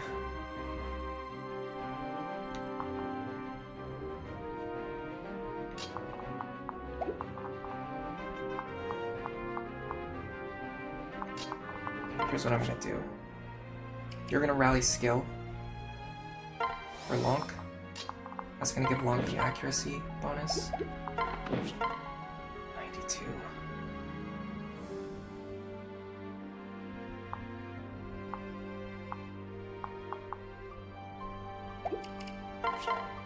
$100. Okay, here we go. Get him. And please level up speed. Your speed is atrocious. I think we calced she's like minus...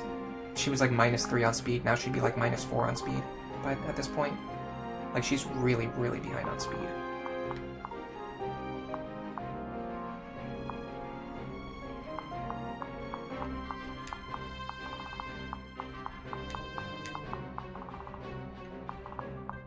Okay, we just have to pull those two back. But the good thing is, they are getting closer and closer to our Gale Force attackers. Maybe we pull Saria over here and have her handle it. Because we're getting to the point where we have to get rid of these guys, like, now. So let's do that. Can she take both of these attacks? Questionable. Neither one has Luna, so that's good. 52 plus 61. That's 113 damage, minus 29, minus 9, minus 19, minus 3. She takes 53 damage. She always survives. So let's put her in range of these two and then maximize her damage. Oh, but she's also in range of the Waste Tome, which is actually pretty scary. So we can't do that. Alright, well, let's have her just fight this guy then.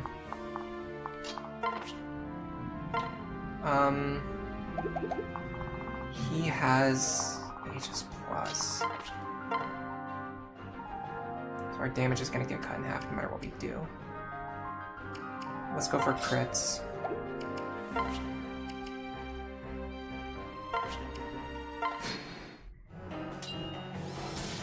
There you go. There's the crit.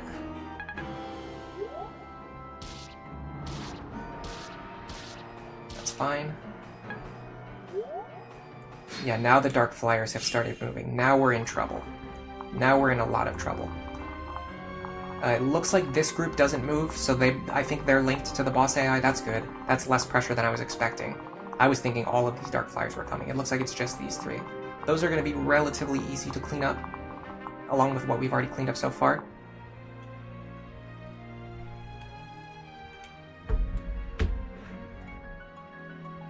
Zeronas, welcome to the stream. You're asking if we're saving Emmeryn. Yeah, this is very much a showcase on, you know, the story of this chapter, how to save Emmeryn, and then just kind of looking at her as a unit, even if we don't end up using her later, which we may or we may not. She's actually better than our Anna in every single way. So there's really no reason not to use her. She's straight up just better than Anna in every single way. So yeah, I'll definitely use her. I'll just replace Anna with Emmeryn. Noe has Swordbreaker, does she? No, she's still 2 levels away. Yeah, Philo should absolutely be playable. I don't know why she's not. She literally has a portrait. I'm pretty sure she has an in-game model. And you could just give her any class set you want to. The Ruin guy will have some crit chance. Yeah, but, crit chance, if they crit you and then still don't kill you, then it doesn't really matter. Anyway, I'm gonna run to the bathroom really quick. I'll be right back. Maybe I'll get some carrots too while I'm over there. I'll decide in a minute.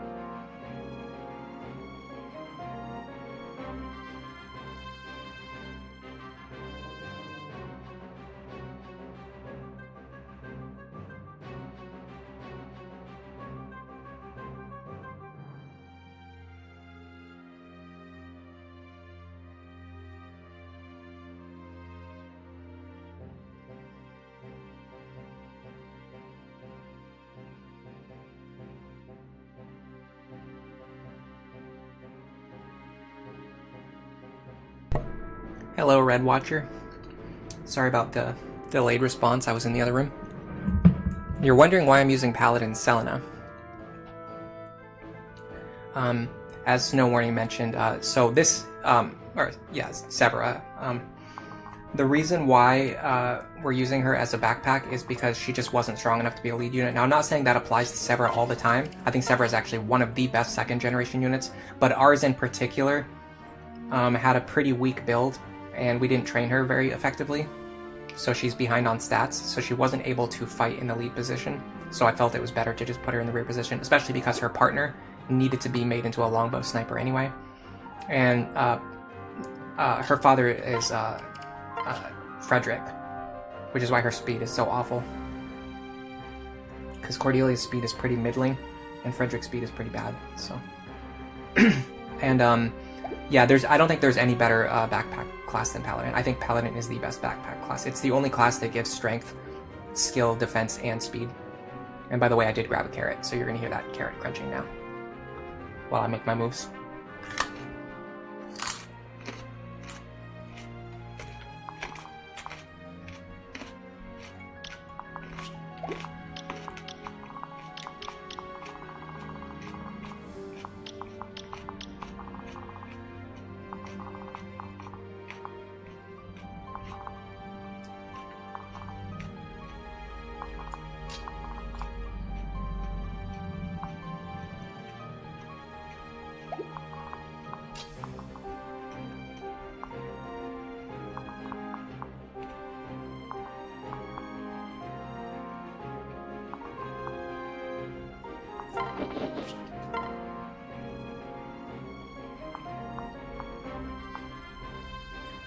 We should be able to kill this guy pretty reliably.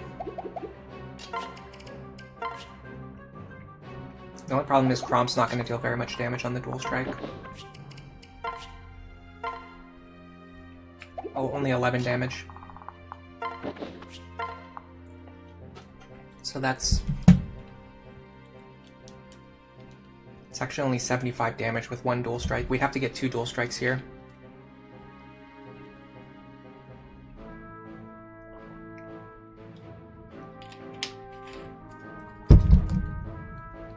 And or a crit. Is there a Forged Beast Killer in the convoy? No, we used it already. We broke the Forged Beast Killer already. I mean, we could fish for this kill, or we could just deal with him later. The problem is these guys having Rex Caliber.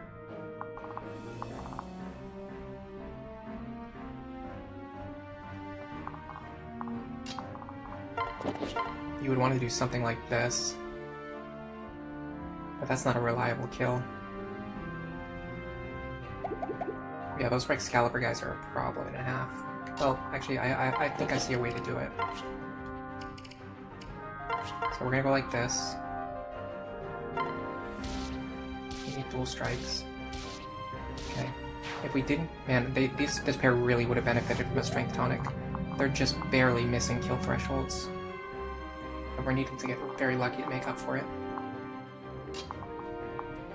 This guy having Luna Plus is a pretty big problem. We can do this now.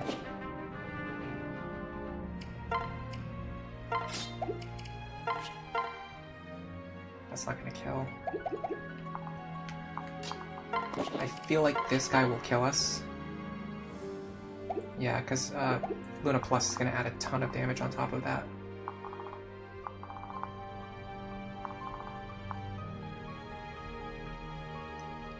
We might have to enemy phase this guy.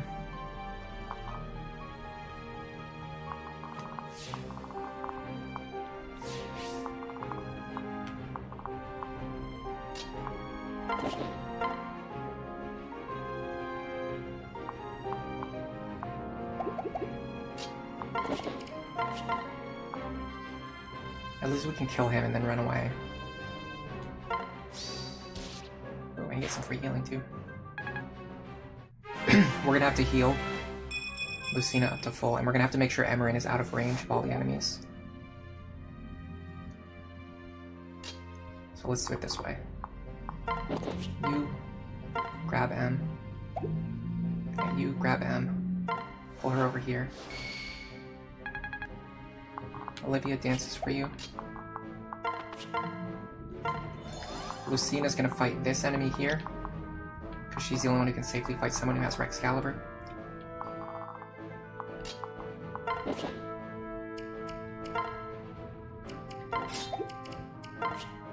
I love bow classes, they're so good. I'm gonna use this elixir, because I have a feeling I'm gonna have to use a lot of rescue staffs or other heals this turn.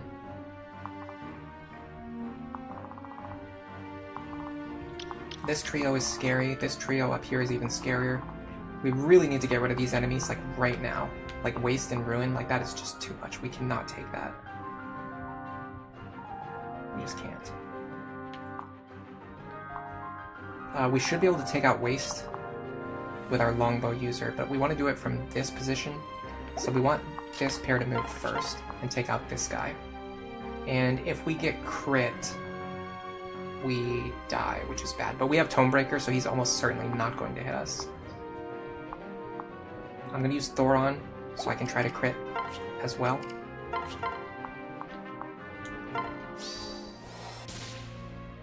Beautiful.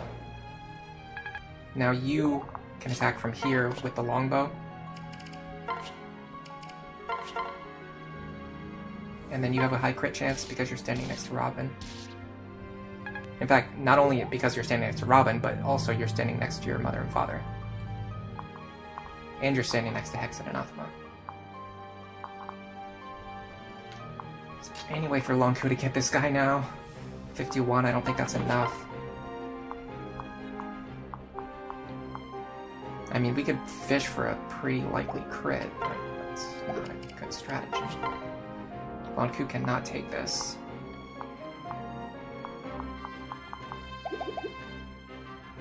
Yeah, I had a feeling we were going to have to pull some characters back here. Okay, let's try to pull them back in a way that allows us to enemy phase. So we want to pull Zarya into this position right here. Does he have pass? Okay, he does. That helps me a lot. Does he have pass? No.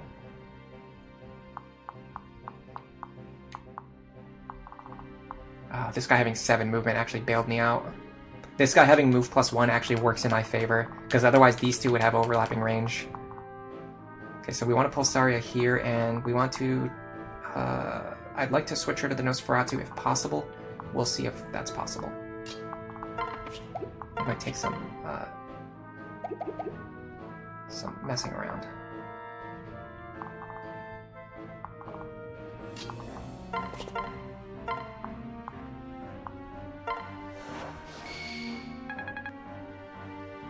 Okay.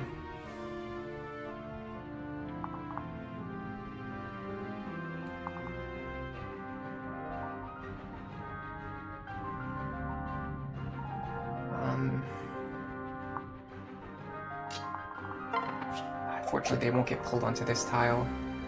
It doesn't work that way because they won't get teleported onto a woods tile. All right, well, let's just do this then.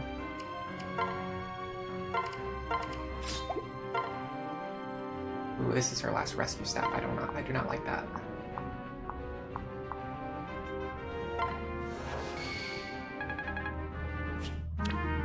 I can give her another one right now. We are running out of safe space to stand, though. Very quickly. You have a physic, right? You actually don't, which is weird.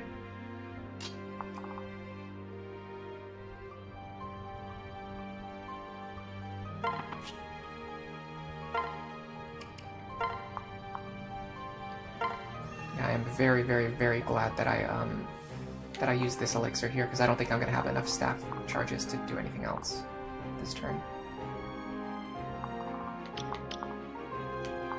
I can fight just this guy, but there's no one who can actually take the hit.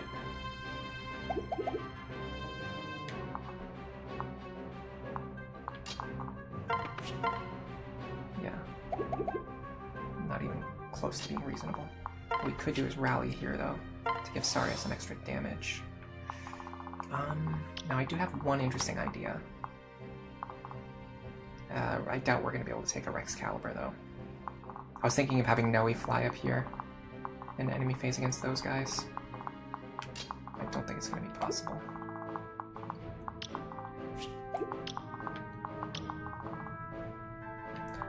This spot's good, though. It's only in range of one of them, which is him. Excalibur, 42 speed. We double him. He's gonna deal 55 damage. He doesn't have Luna.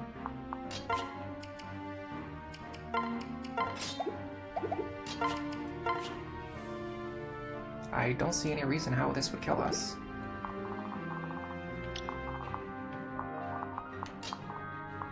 So long Q here.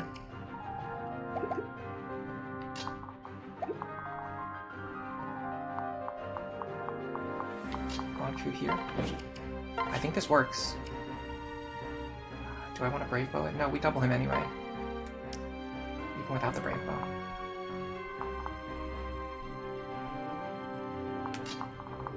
I want you two up here. Okay, this is gonna be the crucial turn. Because we're about to get pincered between two enemy groups. Oh, that miss really killed us. So the question is, can we clear out enough enemies this turn in order to keep Emmeryn alive?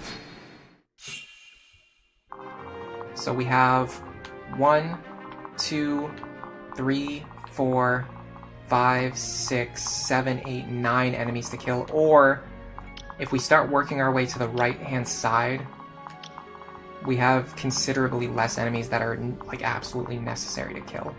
So let's work under this assumption. We're going to be moving to the right to get away from these Dark Knights for one more turn. And I think that's workable. I think we can make that work.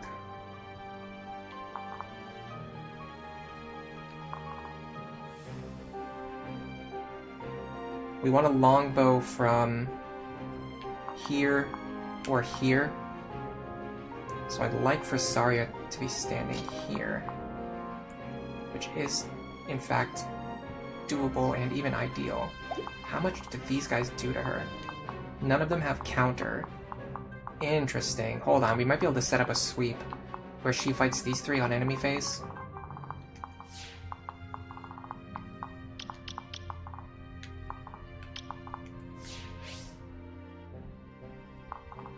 They deal 58 plus 60 plus 58. They deal 176 damage. Ugh. Minus 21, minus 21, minus 21. They deal 113 damage to her. But she's going to heal for...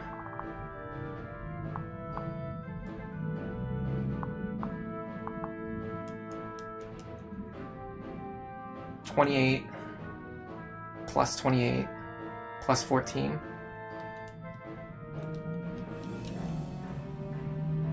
No, it's going to be 14.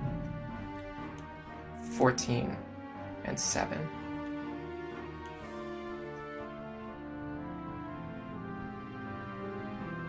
That takes their damage down to 78, which still kills her. Does she double them? She doubles them, though. So she's going to get another 14, 14, and 7 healing. That takes their damage down to 43. Technically, she survives this. I don't know how confident I feel that it actually happens. I think we need Robin to not dual strike. Because if Robin dual strikes, he's going to damage them, and then they won't be alive for her to kill. So we Bolgan on here.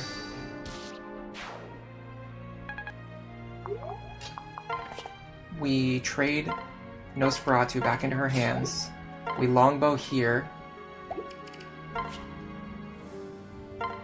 I'm going to Silver Sword, because as much as I need Lance rank, I much more badly need this enemy to die. Come on. Not a single crit, really, though? Like, actually? Okay, sure. The good thing is, under these conditions, we should be able to kill this guy safely. Anyone who wants to kill him should be able to kill him now. So let's have...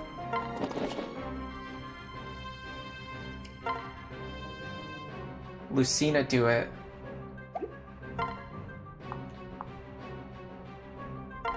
Lucina grabs this kill.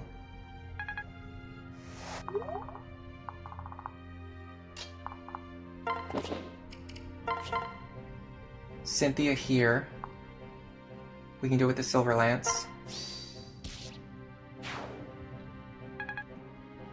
Okay, this is looking very beautiful.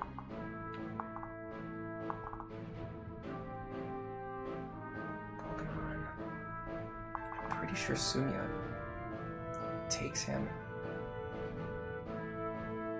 I have to be careful though, because I need to make sure I have enough rescues available to pull everyone back to safety that I need to pull. And there's a lot of characters I need to pull back to safety. I'm wondering if this has any value.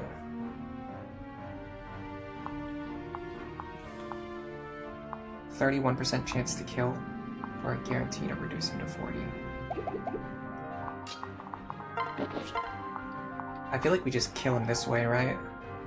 Oh, but we already calculated that Crom can't reliably kill these guys, because he's only dealing 11 damage to them. Yeah. 18 minus 7. Can we reliably kill this one? Maybe? That would be a lot. That would be nice. In fact, what about him? Thoron.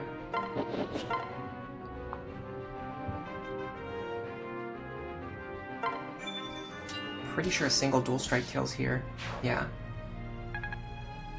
Beautiful. Now we can have Cynthia grab this kill.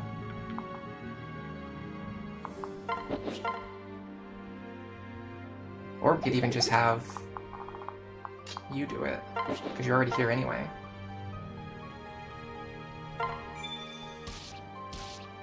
There you go. Beautiful. Now Cynthia can go this way and try to get this guy. Which she can actually guarantee the kill.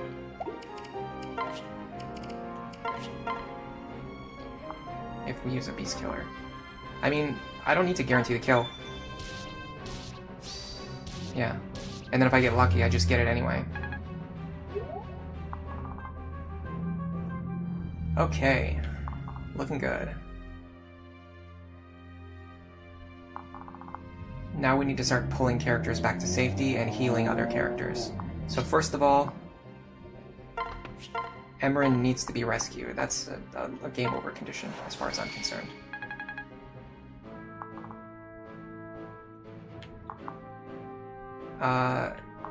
Noir needs to be pulled back to safety. I'm gonna take your rescue staff while I'm here. And I'm gonna pull Noir back to safety.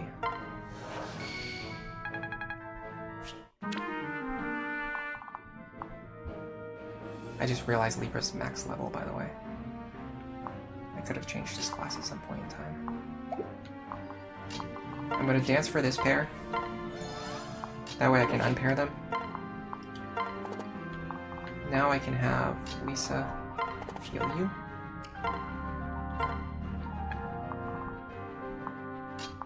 We're gonna unpair these two. And I think we have more or less guaranteed that we're gonna beat this map. And unless my calculations on Saria were like way off, but I didn't even factor in Tomebreaker and the fact that these enemies aren't even going to be able to hit her. I was operating under the assumption that every single one of these attacks was going to hit her and she was still going to survive. But the truth is she's actually going to dodge a bunch of them because she has Tomebreaker anyway. Yeah, she was completely fine there. Cool. Now once we clean up these ones, we just have to figure out how to pick apart this enemy formation, which is actually a little scary, but should be manageable.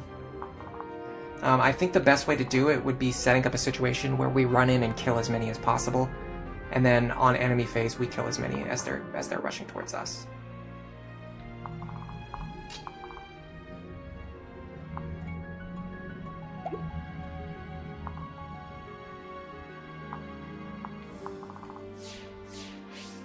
The only wonky thing about the current position is that a lot of our characters are really far back now because they had to be really far back last turn. What I can do is this.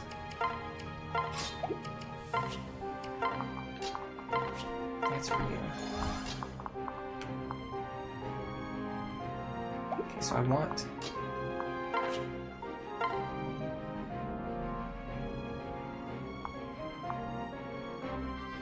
you here. I don't know what to use here. All of these are kind of valuable. I guess Bolganon is the least valuable one. Well, if we're doing this anyway... Oh, by the way, we can re-equip Robin now, too. I guess we Bolganon here. Because the other enemy can be removed by basically any character. Now you can stand here.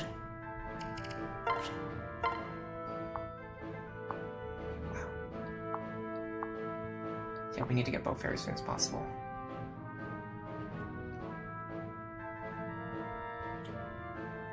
This should be a guaranteed kill.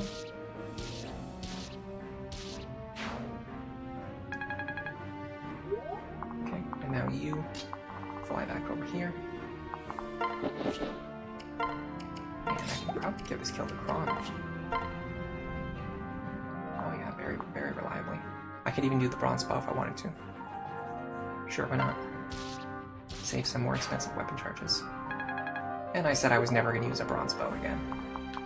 Alright, now we can start healing up our party.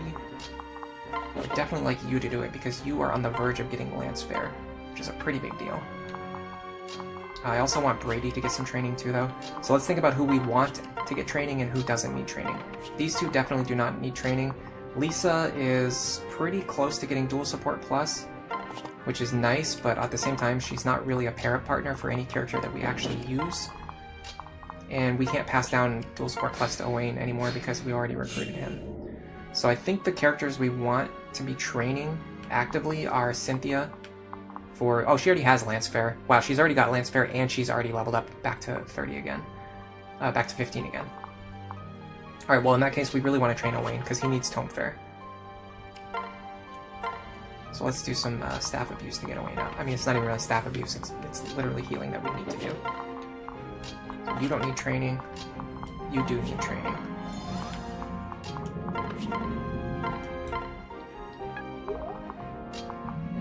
You're gonna need healing. You're gonna need healing. There's gonna be some healing to go around.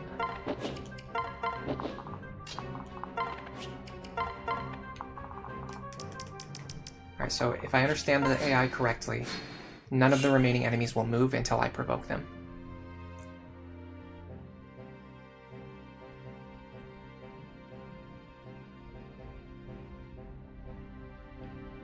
Again, people are asking why Sever is a paladin. It's the best pair-up class in the game, guys. It's the only class that gives 4 important combat stats. In fact, it's the only class that gives any variation of attack, defense, and speed. There's no other pair-up class that gives attack, defense, and speed. They all give either attack and defense, or attack and speed, or defense and speed. And there's not even any magic class that gives attack, defense, and speed. There's only Paladin, which gives strength, defense, speed, and it gives skill on top of that, so it's even better. So if you're looking for a pair-up class for one of your physical characters, Paladin is often, if not the best choice, it's a very strong consideration. Which is kind of funny because Paladin learns a skill that that works when they're in the lead position. In fact, they gain 2 skills that work when they're in the lead position. But ironically, Paladin is actually better it's the best class in the rear position. We're just getting some staff training on Owain now. And then we're going to go deal with the final enemy group.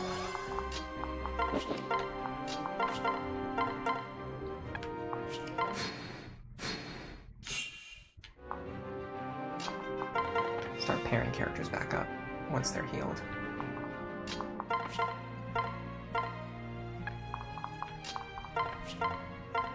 Oops, wrong character.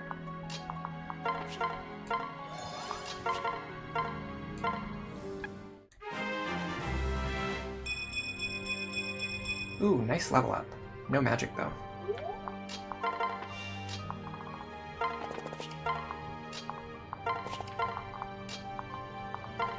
I need to make sure that Anna gets a rescue staff from the convoy before I engage the final group of enemies. That way I don't get into a weird situation where I absolutely need her to rescue, and she can't do it. Which also means that I think Owain doesn't have one because she took his. That's a little complicated. I'll have her take, I'll have him take Cynthia's. In fact, I'll have him take Anna's, and then Anna can take Cynthia's.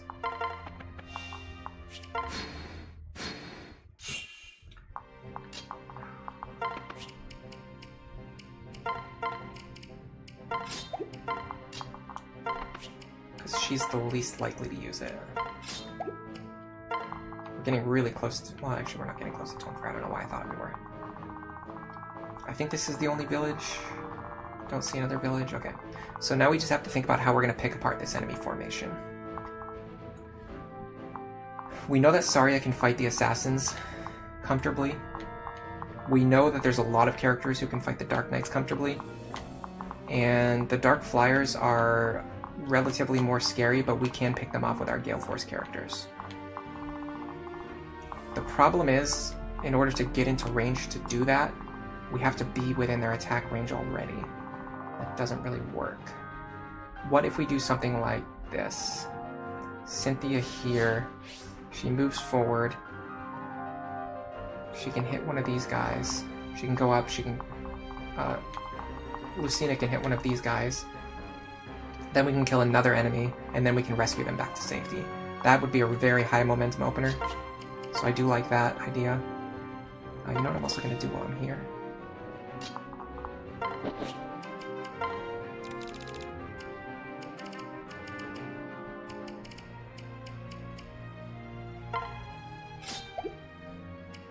I'm actually going to do this, because we were getting into situations earlier where they were just leaving enemies alive with like 2 HP.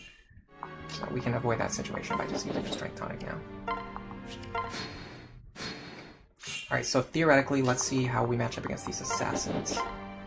Pretty good, in fact. If we can find one that doesn't have like a defensive skill, we can take them out. Oh, it's interesting that these ones have different stats. They have the same defense. Oh, he's on a forest. Okay. I'm overlooking very important information. So it would have to be this one. We could kill this one. Then we could fly up here, kill one of these guys. Possibly even 2 of them. Okay, on top of that, we would want to have a situation where we have characters capable of fighting these Dark Knights within their range. Within specifically their 2 range. So we'd want one character here, and one character here. So let's look at these matchups. Neither one of them have defensive skills or offensive skills. So all we need to do is find a character who can win a match against them, and then just put them in place. Put them in the right spot. Or even just survive a round of combat against them. 42 speed versus 31 speed, so we will double. We'll take less damage than we have, so we will survive. We'll deal 46. We'll deal 26 damage, so we won't deal very much damage, but we'll definitely survive. So that's one idea.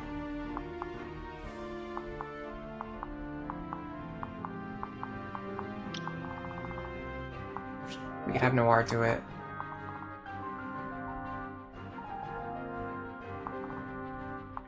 We know Saria can fight them.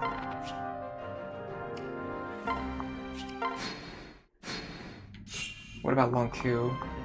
Problem with Lonku is he's not that good at taking magical hits. I mean, he's barely any worse than her, though. Really, they're both pretty bad at it. 47. He will double. He can also get Beast Killer Dual Strikes, which is pretty significant. Okay, I'm liking that idea. How much damage is he going to take? 58. -4, so he will survive. So we'll put him here. Silver Bow. We'll be able to double. We'll be able to bait in Dual Strikes. Maybe Saria here. I want to gain more momentum, though. Didn't we calculate that she can actually survive combat against all three of them? So what if we put her here, Noir here, and then Lonku over here? Then Noir would have to fight two of them though, because apparently that guy can run over the fort at max speed, and so can this guy apparently. Okay, so yeah, that's a bad idea. So no, it would have to be Noir here, Saria here. That doesn't work either. Yeah, unfortunately, because of the configuration of the terrain, it looks like we can't funnel a situation where we fight only these two.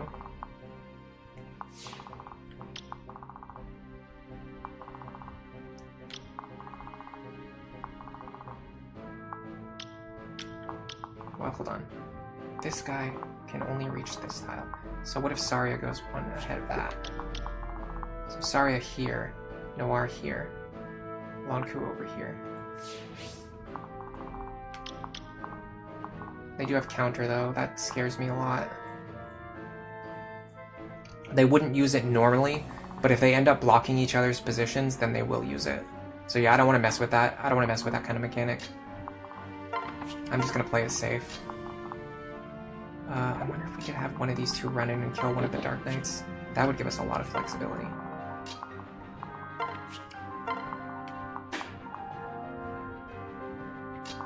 I don't particularly want to waste actions pulling Emmeryn away, but if we don't do it now, she might be in a lot of trouble later. So it might be worth it.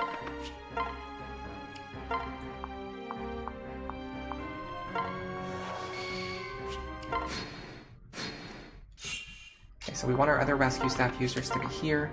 Just anywhere on the back line is fine. We want Olivia to be close to the action.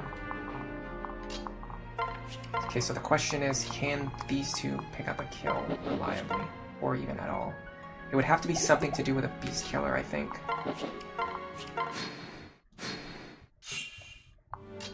But do all of them have counter? All of them have counter, so we can't do that. I mean, maybe we can. Oh, so the problem is we won't actually kill, so we'll deal 64 damage to ourselves. So yeah, this is a little too risky for me. Alright, we'll just have them hold off. We'll have them be nearby to support. So we'll do... Let me make sure everyone's in position. In fact, let's get our rally characters up here too.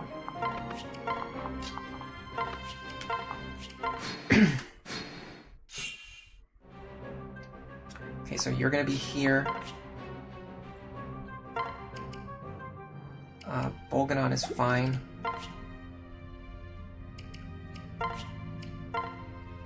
Lonk is gonna be here. Silver Bow, Beast Killer. We're fishing for Beast Killer dual strikes. This pairing can be here. If you're standing here, you should be able to rally luck for both teams, okay? This group I want here. I want the Paladin in front. You're gonna go here, you're gonna rally. And then I'm actually gonna dance for you, so you can get away. Our other staff users are gonna be in the back. And then this team is gonna go up here, and we're going to provoke the enemies now. So we need to specifically kill this one who does not have counter. Or any defensive skills.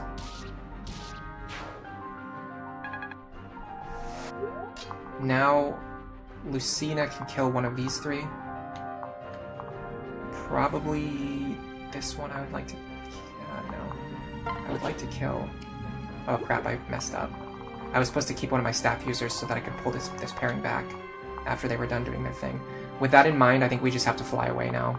Because we can't use a staff user to pull them back anymore.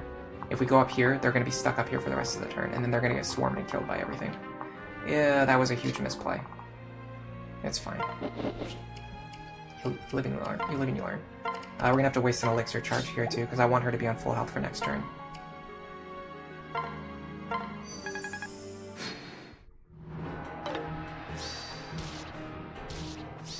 Okay.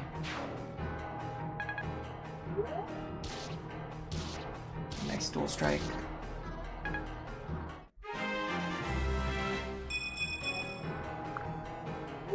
This sucks because we could have killed 3 enemies this turn with Cynthia and Lucina, but we only killed 1 instead. That's a huge drop-off. Hello, Baltimus. Welcome to the stream. You started playing Tactics Advance, and you'd like to thank me for the great content on the game. You managed to get an early thief with the steal ability? Oh, that's awesome. Yeah, it's always really fun to do that. Yeah, you can get dual guard before going into Paladin, which we actually have. Cynthia's really strong this run. She's a very fast character. The Dark Knights waited for their chance and now slow burn has run out. Yeah, by sandbagging, we actually just completely got rid of any advantage that they would get from slow burn. You fools. You absolute fools. No Vantage here, so we can just run over and poke him. Proc Gale Force, and then get out of there.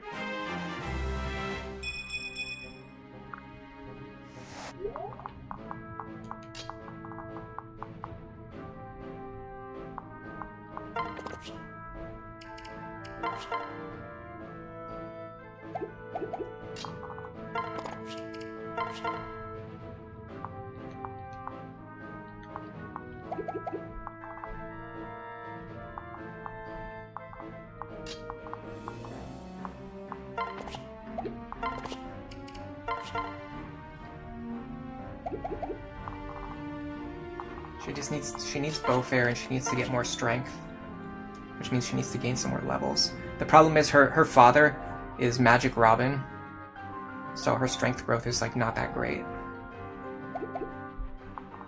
She'll eventually be fine, it's just going to take more levels than it otherwise would. So again, it's just a case of like our builds not being any good at all. But we'll be fine. I think Lucina can grab this kill.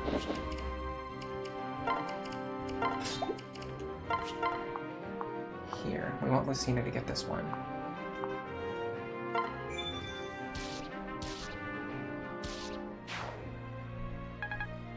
Now we can have Cynthia grab whichever kill we want her to get. It's probably going to be one of these. Bolganon. Thoron. Problem with this Thoron is he's going to fly towards Emmeryn. He's actually making a beeline for Emmeryn already. I think this is fine though. Let's just use the base killer. There's no reason to take risks. Nice.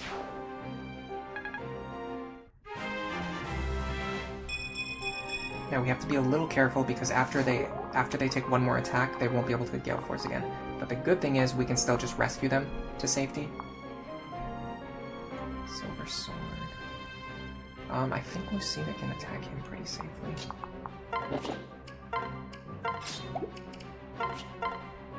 I mean, we won't double him, but... Oh, well, we'll double him if we use Ufal. I don't want to waste Ufal charges on that, though. No, we should have Lucina go over here. This makes way more sense. In fact, yeah, we should have her fight an enemy with Rexcalibur. She's one of the few people who can do that. Beautifully done. And then we can just rescue her to safety after this. Unfortunately, because Lonk is already on low health, I don't think we can reliably use him to kill anything.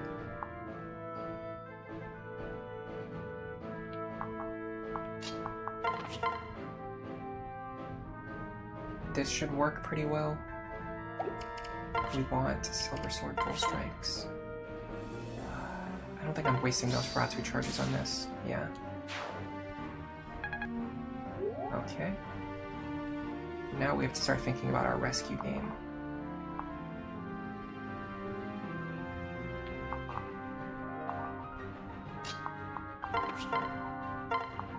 We want to pull this pair back.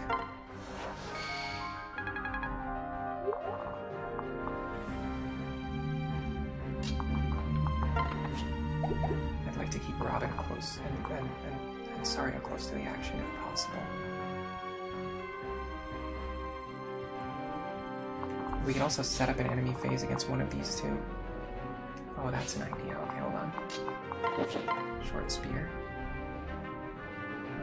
It's all coming together, okay. 1, 2, 3, 4, 5, 6, 7, 8, 9. Here. It's actually really easy to remember because it's right on the floor. We don't even need to use the short spear either, we can just use a javelin. Of which we don't have any. So we'll use the short spear. Pulling from for some dual striking action.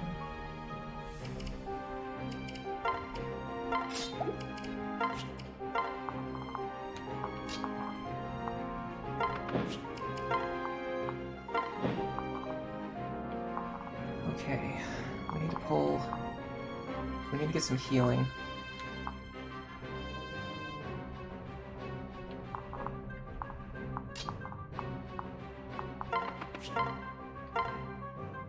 So let's get the healing with the characters we can, while we can.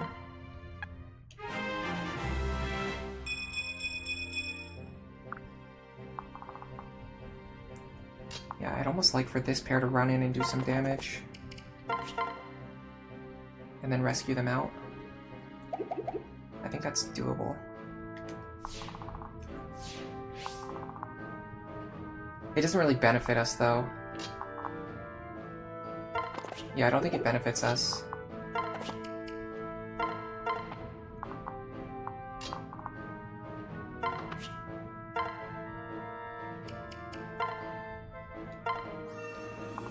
You grab this pair.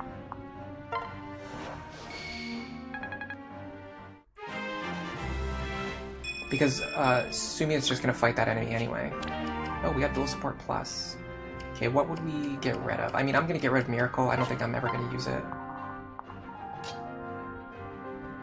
And then I guess we just dance for... I mean, it doesn't really matter who. It's for you, I guess. Now we heal Lonku back up. Alright, so let's see what happens. Oh, they didn't attack. Did we somehow move out of their range, or are they programmed? Maybe they're programmed to only attack Emmeryn? I'm not sure. But there's only 1, 2, 3, 4, 5 enemies left to kill. We might be able to pretty reliably kill these enemies. Luna Plus really sucks there. Okay, so if you go here, you're gonna deal 59 damage minus 6, which is 53. You're gonna survive.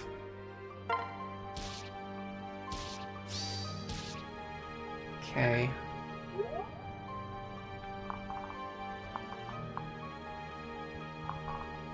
We really might be overcommitting here. You go here. Fish for Thoron.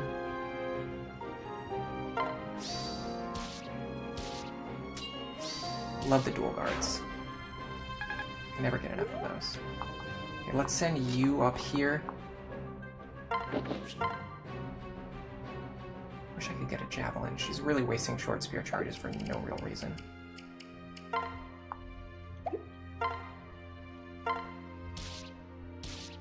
I mean, granted, we have exact lethal with the short spear, so I guess that's not exactly true, but it definitely feels a little bit on the wasteful end.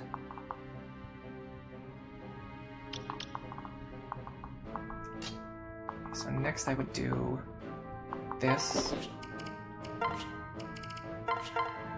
Oh, we don't double. See, I would want to rally speed for her, but I can't because her partner is the person who has rally speed.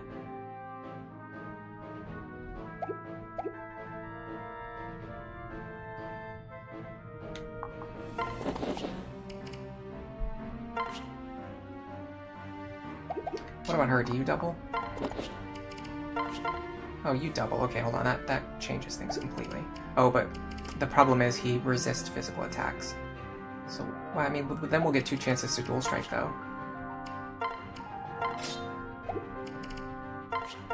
Let's try this. I have some ideas. Yeah. So if that didn't kill, what I could do is have you run up there, dance for them, and then they would be able to get the kill off of the dance. So I think that's fine. I think that worked itself out. Now this one doesn't even have physical resistance, so we can just kill him easily. Yeah, I think Cynthia has very quickly and very subtly become our best unit. Now I can do this. This lets Noir pick up a kill. Cool. Gets her closer to Beaufair.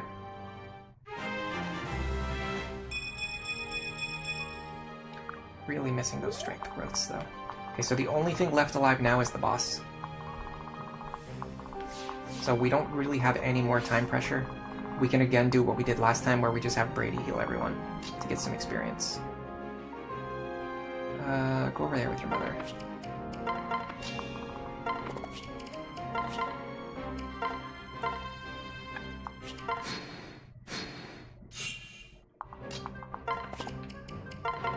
I definitely committed to that player phase sweep without actually checking to see if I had enough actions to do it, but thankfully it worked out, so it's fine. I mean, I could kind of estimate that we had enough firepower. We can also start wearing down the enemy's Mire Tome now.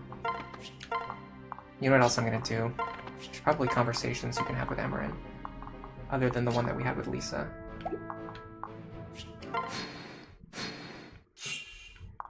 You go over here.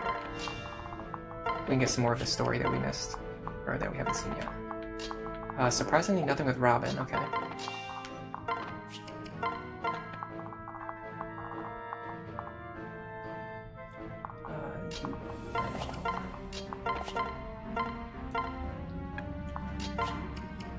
I think Brady will eventually become strong too, but we just have to work on him a bit. Yeah, all of our Gen 2 builds ended up being pretty inefficient. I guess Owain is like one of the better ones, because we made him into, like, we've hard focused into magical Owain. But like well, I mean, our Cynthia's not bad either. It's mostly just Noir and Severa both ended up not having good builds. But you can still make them work even with bad builds, as you're seeing here. Hello Laura, welcome to the stream. What have you missed? Garrett, you missed basically the entire chapter. Yeah, Sniper is good in the back class, and Longbow is just really great. Longbow access is fantastic. As you get to the late game and the end game, you're going to really be able to tell the difference between a team that has Longbow access and does not have Longbow access. And we even just, to help us beat this chapter, we even made a second Sniper, so we had 2 Longbow users, because the Longbow is that good. Alright, let's talk to Emmeryn. Emmeryn! Listen. It's me, Crom. Do you remember? We're siblings. We grew up together. You, me, and Lisa. You were always the strongest of us, even more than me. Huh? I can't. God, sis, I don't know what to do here. Alright, listen, I won't ask you to remember anything, not even me. Just stay with us, please. We love you, and we want to keep you safe. I'm pretty sure she'll get her memories back after this. Or she'll just be a playable character who has, like, no personality. One of those two things will happen. Alright, let's think of how we're gonna tank through this Mire Tome now. Because there's no reason to do anything otherwise. So who's our best resistance character? I mean, it's almost certainly Cynthia. 33, 36, yeah, it's Cynthia, okay. Your best resistance partner would probably be your mother. Like this, and then we could even rally res for you. That puts you at 46 resistance, and he has less than 62 with the Mire Tome. In fact, I'm pretty sure if you get him to equip the Mire Tome, you can actually kill him without getting any, or at least damage him without getting any counter attacks. That's kind of fun. Let's think about that. So we want Robin here. We want Cynthia here. You can come up here and rally. We want to rally here. We want, sorry, I mean, here is fine. It actually doesn't matter. Hexanato doesn't matter here, because the enemy's so far away. So the other person would be, I guess, her father. Stand here. Okay, let's see what happens. Lord Grima demands blood. All things unto Lord Grima. Take 8 damage. Now he has the Mire Tome equipped, so I think we can attack him And he can't hit us back. I mean, is there any reason why that's not the play? If we do this, we won't have to deal with the waste tome later. Let's let him hit us a few more times so that Brady can get some experience. Where's Brady? Or sorry, Owain. I'm basically using Owain the same way that I normally use Brady.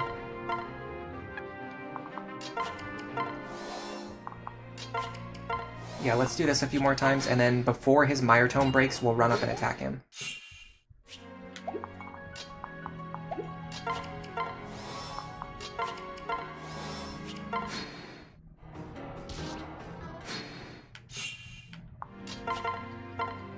I am like the ultimate goblin when it comes to like scrounging up as much experience as you can possibly get in every chapter without actually grinding.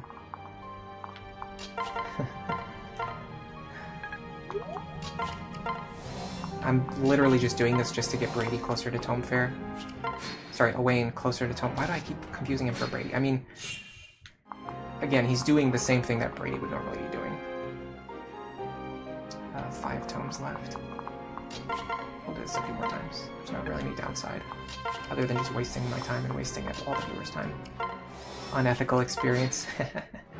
She lives after the jump. Yeah, apparently so. We're kind of learning the story right now, so stick around if you want to hear the rest. Stick around through this riveting gameplay. Finally a magic level up. Goodness knows.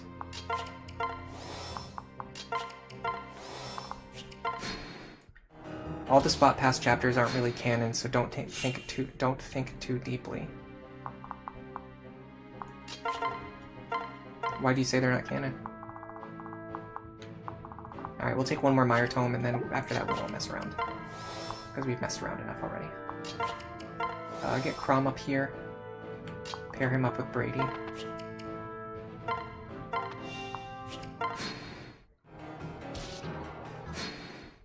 Oh, that's wrong. We actually wanted Cynthia. I'm sorry, we wanted Lucina, not Crom. So, take you, drop you. You pair up here. Does he have one more left? Okay, he has one more left. We can screw around for one more turn. Heal. Rally. Rally. He didn't inherit Tome Fair. Yeah, we recruited him early, so he didn't inherit Tome Fair. Or I think maybe the logic is that he was going to get Tome Fair anyway.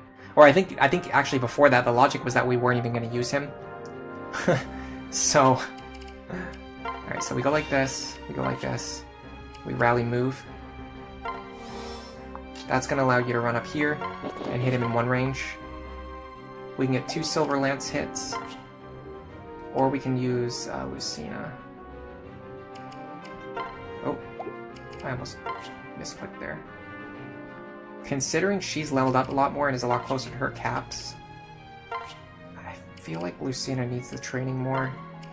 So what if we do this? Parallel Falchion.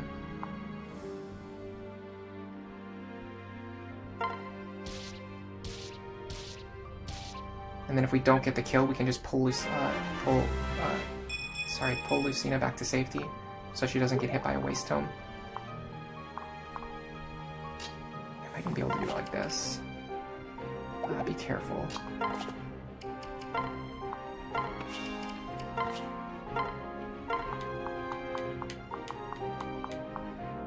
Beautiful. Look at that. You buffoon. You were foolish enough to equip a Mire Tome. It sealed your fate, my friend. Alright, you go up here.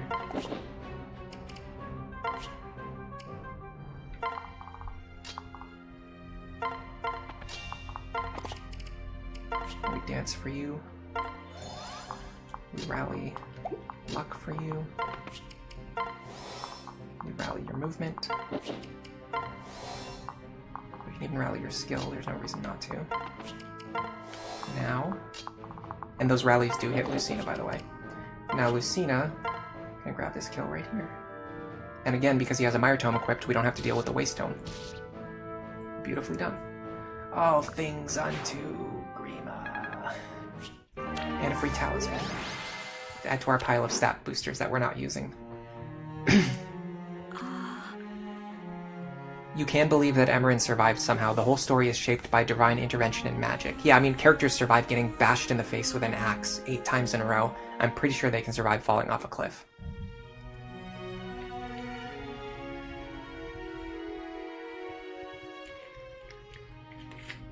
Also, yeah, she could proc Miracle on the fall if you want a gameplay explanation, which is really funny. Rescue's range in this game is half of the magic stat of the user. So it's better on characters with high magic stats, but it's still absolutely incredible even on characters with low magic stats. I talk about this in my team building video, but if you think about Rescue on a character with low magic, typically like people are like, oh, well, you know, don't have this, you know, don't give this character staff access because they have low magic. They won't be able to do anything with it. But that's actually far from the truth, because even on a character who only has like 6 magic, it's essentially the same as being able to do a Fire Emblem like GBA rescue drop strategy with a single character and from 3 tiles away instead of only 1 tile away. So like if you're playing GBA, right, like Marcus has to run up to a character and grab them and pick them up. But the character who has a rescue staff, even if they only have like 6 magic or 8 magic, they can just pick up a character and drop them with a single action and move them across the map. So it's an incredible item that any character can use in the game, other than the very few characters who can't access any staff classes. And as their magic stat increases, it just gets better and better, but it's always good. It's in my opinion, the strongest item in the game is the rescue staff in this game, especially because you can buy an infinite number of them. Emmeryn fell off of a plot cliff, not a regular cliff. Yeah, even just being able to use a rescue staff is better than not having staff access. If you have Tome Fair and a Tome equipped, the +5 magic also applies to the staffs. That is very true. And you also get like +5. You can also do the same thing with the Bolt. What is it called in this game? Bolt Lance. It's not the Bolt Naginata. There's like a Shock Stick. There's a Shock Stick. If you have the Shock Stick equipped with Lance Fair, you also get increased 5 magic, which applies to your rescue range. Yeah, it's very cheap for what it does. It's meta defining. Like, the entire meta of this game is defined by the rescue staff. I'm torn, Ellery. If she somehow regains her memory, it may mean greater pain for her. It may, yes. But damn it, I want my sister back. I want her to remember Lisa and me. I want to just talk to her again. Is that selfish? I know I'd be returning her to a world that nearly killed her once already. She'd remember all the taunts, all the guilt, all the pressure she lived under. It's a difficult situation, Crom. I don't know what to say. She's alive and free, and for that, I should be doubly grateful, and yet, it's not enough. It's not enough for her to be alive like this. Don't cry. Did she just... She did. Oh, Emmeryn, it's you. You always used to say that to us when we were younger. I knew you'd come back to us. I just knew it. Sister. All right then, no more crying for any of us. You were strong for me once. Now it's my turn. I'll keep you safe from now on, sis. I swear it. And then we add her to our team and send her into battle, which is exactly what we're going to do. Alright, let's look at this unit. Well, first of all, let's look at the shop we just unlocked, because some of these spot pass shops are actually pretty good. Like as mentioned, the Priam one is the only way to get a longbow. You can buy longbows from there. So from here you can get brave bows, which are nice, but you can get brave bows from other places. The waste tome, I think you can also get from other places. Yeah. So this shop is nice, but it doesn't really give you access to anything that you don't already have from other shops. So it's just okay. Let me make sure that she actually joined. I'm pretty sure she did. Yeah, there she is, Emmeryn. Okay, so here's our Emmeryn. I'm also going to bring up the her page on Seren's Forest, because I wanted to see a couple things. I want to see what her stat mods and her growths are like. So we're going to do growth rates and stat mods, because I'm pretty sure they're pretty good. So her base growths are 55 magic. That's like one of the best in the game. That might even be the best in the game. I don't see anyone else who has a 55 and 8 magic growth. She has a ton of luck growth, which sucks. You never want to waste your stat points in luck. But on the other hand, like all of her other growths are just like good. or average, so it's not really that big of a problem. If you took those points out of luck and put them into other stats, she would be even more busted. She seems really strong. She has incredible growths. And then her caps, or her modifiers, are...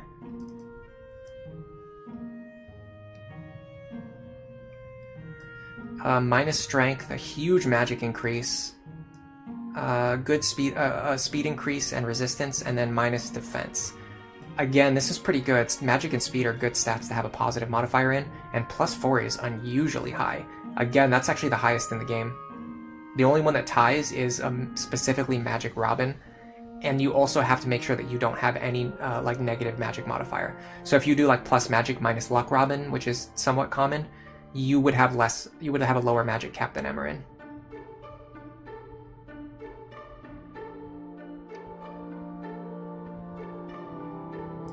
Really good unit, and as she joins, she already has better stats than Libra and Anna, so we can just replace either of these characters with her.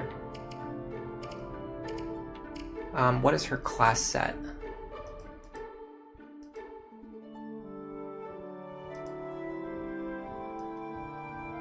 Her class set is Cleric, Pegasus Knight, and Troubadour, so she can even get Gale Force. We could make her into a Gale Force character.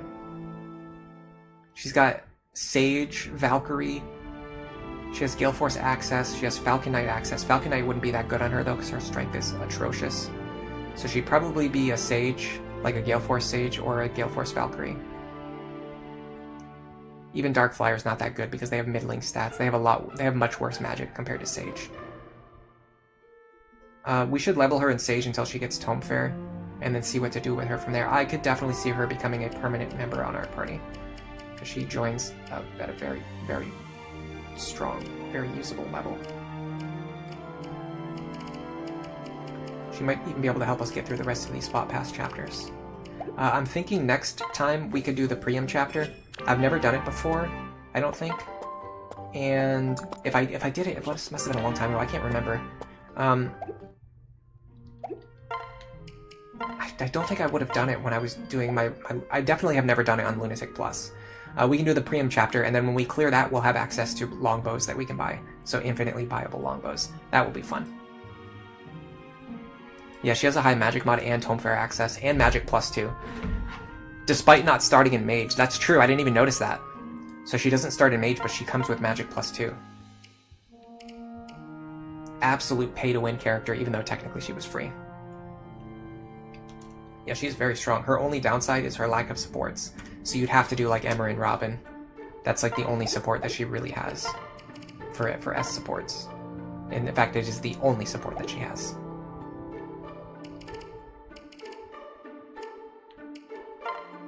Basilio can at least pair with Flavia. Safia. Tiki has a couple of characters she can at least become friends with, if not romantic. But we've already committed Robin, so that's not going to work. Yeah, I'm pretty sure we're using a plus... Well, this might be our plus defense Robin, not plus magic. Either way, I think we'll do the Priam chapter on the next stream. That could be fun. You want to S support with Emmeryn? Unfortunately, we can't because we already have Robin with an S support, but we could, well, here, we can do this. This is a good idea. Actually, that was a good mention. Yeah, Conquest you get like 4 rescue staffs for the entire game. Birthright gives you a couple more, but Awakening's one of the only games where you have infinite. Until then, I realized this because I'm not really like a big 3 Houses player, but I realized like once I started thinking about it, in 3 Houses, the characters who can use rescue restock it at the beginning of every chapter, which means 3 Houses is another game that has infinitely viable rescue. And once I realized that, it makes me want to replay 3 Houses. And I have not replayed 3 Houses in a long time, and I have not really had any interest in replaying it.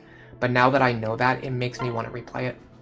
So I think once I get a Switch too, I'm going to stream another 3 Houses playthrough. All right, so let's do this. Oh. How are you feeling, Your Grace? Your Grace, Emmeryn. Huh? Yeah. Is this a good time, Your Grace? Can I tell you something? I know this may seem forward, but your words and actions have always meant so much to me. My words. I know it sounds a bit silly when I say it out loud like that, but it's the truth. Your commitment to peace inspired me. Even when it was clear that war was inevitable, you stood by your principles. I know you and Crom clashed over it, but in the end, well, he wants peace as badly as you. He shares your dream. If there was a path that avoided war, I'm sure he would have taken it.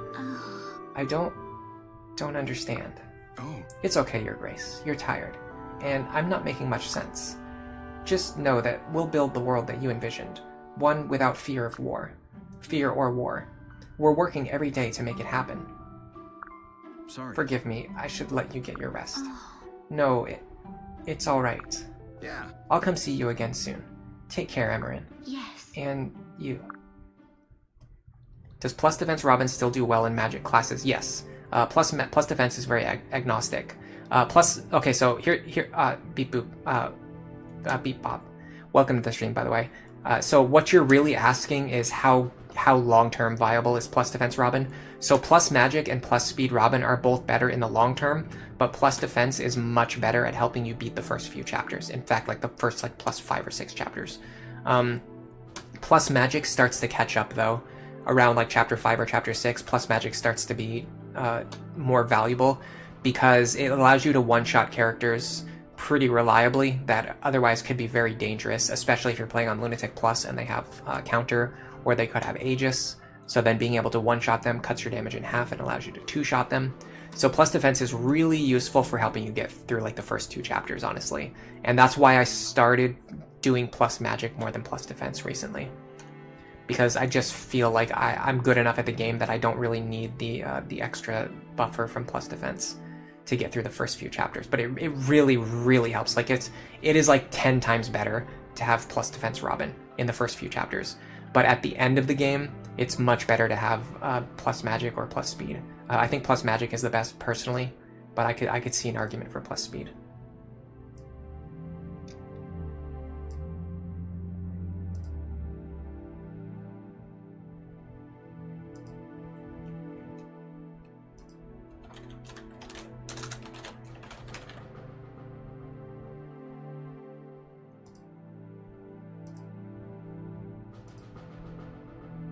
Sorry about that. Something drew my attention.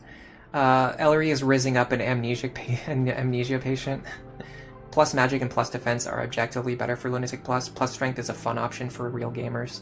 Yeah, I feel like there's a lot of issues with plus strength. I'm actually going to make a video all about the different types of Robins. I haven't done it yet, but I have the script. I'm working on it. This support chain is literally a nurse trying to marry his rich dying patient to get an inheritance. Plus HP is really bad. Plus HP is one of the worst ones. I'll really quickly say the worst ones are... gosh, hold on a second. I was going to say it quickly, but I have to find the page that has all of them. We go... It's not here. It's the other one.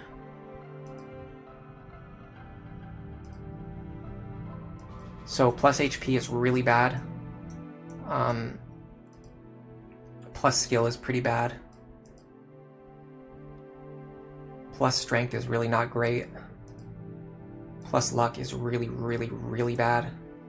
Plus defense is good early on, but in the end it actually becomes pretty mediocre. I would in fact say it's one of the worst ones at the end, but it's one of the best ones at the beginning.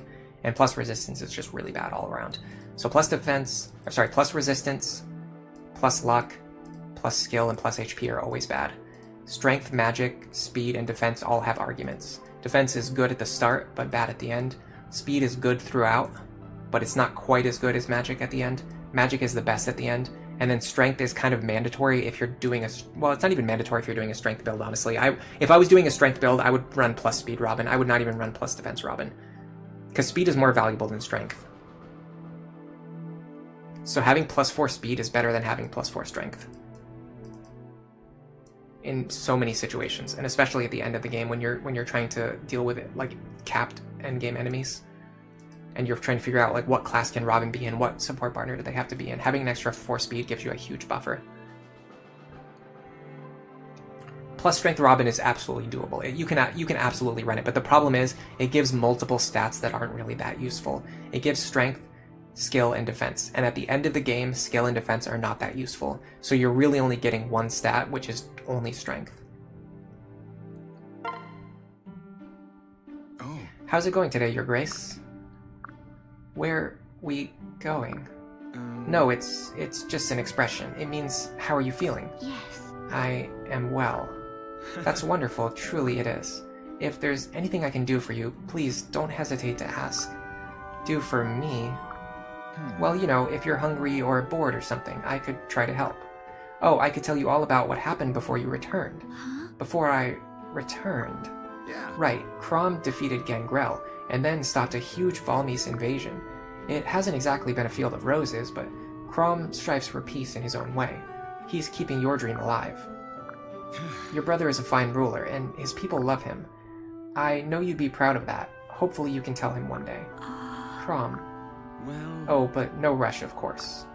There'll be plenty of time once more of your memory returns. Yes, my memory. Yeah. I think it would mean a lot to him to hear it. Huh? Mean a lot to him? Or you? Well, yes, I suppose it would mean something to me as well. Oh. Alright. HP Plus is for playing around Luna Plus. It doesn't... Well, here's the thing. At the end of the game, it doesn't help you because you can't increase your HP cap. So, once you get to the end of the game, instead of having like 85 HP instead of 80 HP, you still have the same 80 HP as everyone else, and you just have like +1 and a bunch of random garbage stats. So plus HP is really, really bad at the end. It's like really bad. It's like really bad at the end. I can't even stress to you how bad plus HP is at the end.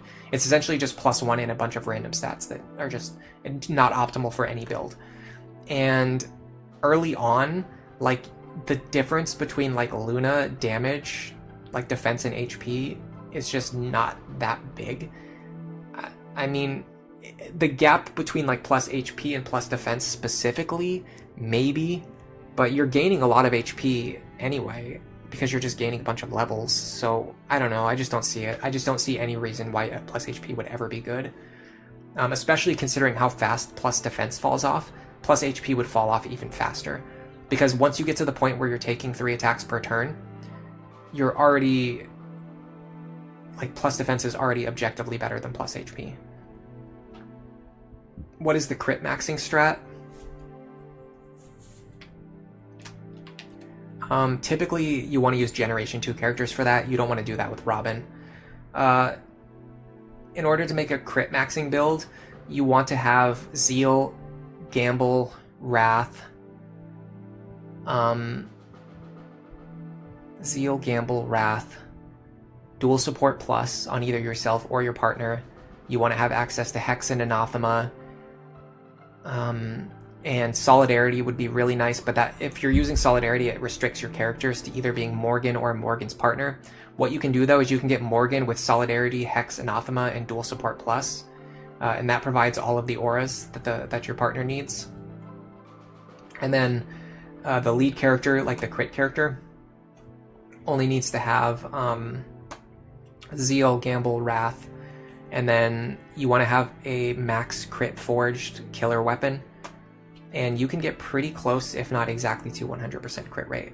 The best characters for it are going to be characters like Jerome, Severa, Yarn. I think Jerome and Yarn work better though because they can naturally get like Zeal, Wrath, and Gamble a lot easier, whereas Severa is weird because she can only inherit one of those skills. She can't inherit all 3, and she couldn't inherit Axe Fair either, and Killer Axes are one of the best weapons for this. So, yeah. I would say Jerome and Yarn are the best crit maxing characters. Ruin can work too, if you want to do it on a Tome Fair character, but killer weapons are a lot better than the Ruin Tome.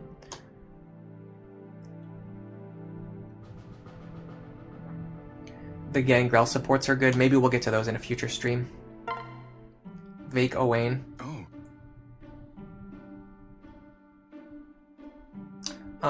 So there's a really big problem with Owain. He's nowhere near as good as Jerome or Yarn when it comes to physical stats. But if you want Gale Force, then Owain is the better choice. So you'd have to use a skill slot for Gale Force, and then you could have like a Gale Force Owain with a max crit build. And I mean that would definitely work. I think his damage and maybe his crit rate wouldn't be as high as Jerome or Yarn, but the fact that he could attack twice per turn with Gale Force would definitely have its own value. So I could see the argument for Owain over Jerome or Yarn. I mean, we can see how powerful Gale Force is. We know how powerful Gale Force is. How's it going today, Emmeryn? I mean, it's going well. Thank you. Goodness, you're getting better and better each time I see you. So then, do you have time to talk? You do. Huh? Thank you. You always take the time. Thank you. Emmeryn, that's not... Look, you don't have to thank me. I like spending time with you. You. Oh. Huh? Sorry, did you need something? Huh? Your name. Oh wait, I suppose you've forgotten that too. Well, my name is... Ellery. Oh, what did you just say? Ellery. No. Yes, that's my name, but how did you... I remember you. Emmeryn, you remember me. Yes. Are more of your memories coming back? Do you recall anything else? I'm not sure, but I heard your name in my head. Emmeryn. Don't cry. I'm too happy to stop. I thought I might never hear you speak my name again. Well, now you did. Everyone come here, it's Emmeryn. She's remembering things again. Ah. Introverts. When everyone gets called over to talk to you. No thanks. Yeah, you can always have all the support skills onto the partner. Typically Morgan. Like, Morgan is going to be your best partner for your crit stacking character. Specifically female Morgan, honestly. You won't be able to get Gale Force on Owain? Why not? You can just have Lisa pass it down. Unless you're specifically saying, like, you want to try to do it in no grind, in which case, if you're doing no grind, then Jerome is by far the best option. No questions asked. It's easier for Church to get an S support. Jerome starts as a stronger character. He's easier to recruit. He's easier to level up. He's going to be stronger in the long term in the context of no grinding.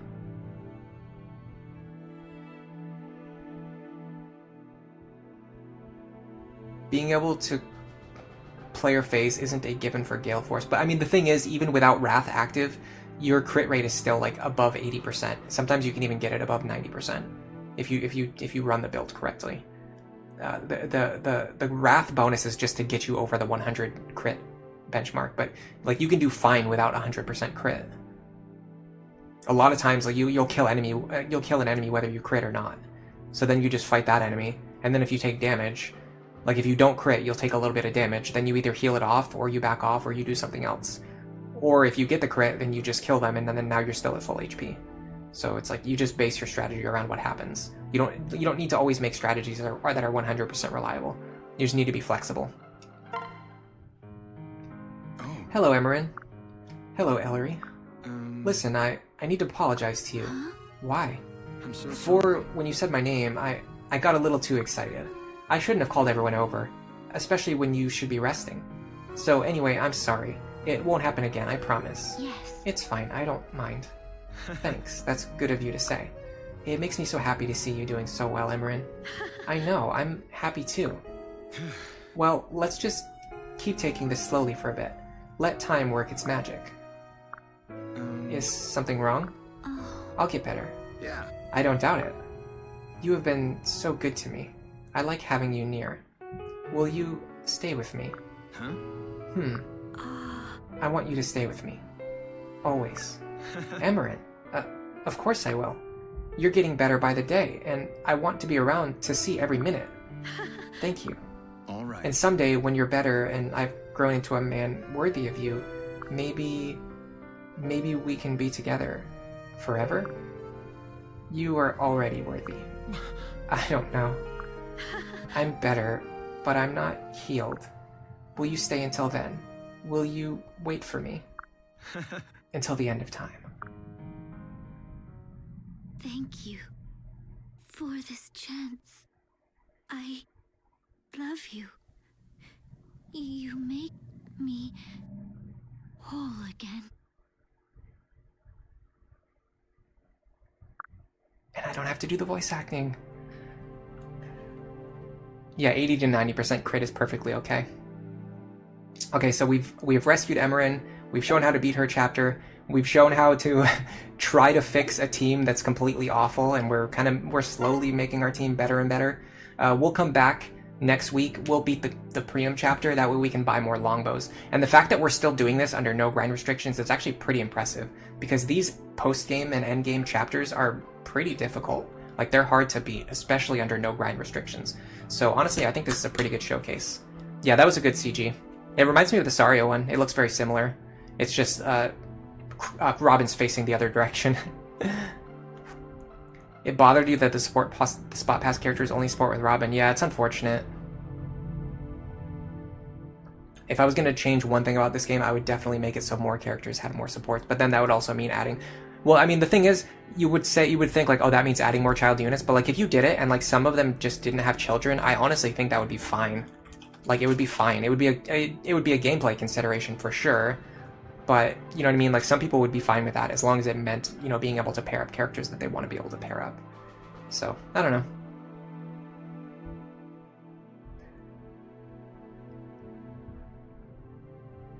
Someone named Oof776 is streaming. I can't tell what they're streaming. I can't see the full title. It looks like it's Fire Emblem something, though. Oh, it's Path of Radiance? Path of Radiance is pretty fun. Let's redirect to them. Oh, here it is. Yeah, Path of Radiance, Maniac Mode, Iron Man. Sure, why not?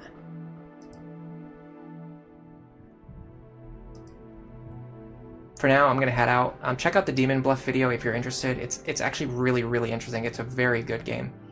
And I'm gonna be uploading more videos of it too, so if you like it, there's gonna be more Demon Bluff videos soon. But other than that, I'm going to go make a very late lunch. And for now, enjoy the rest of your day.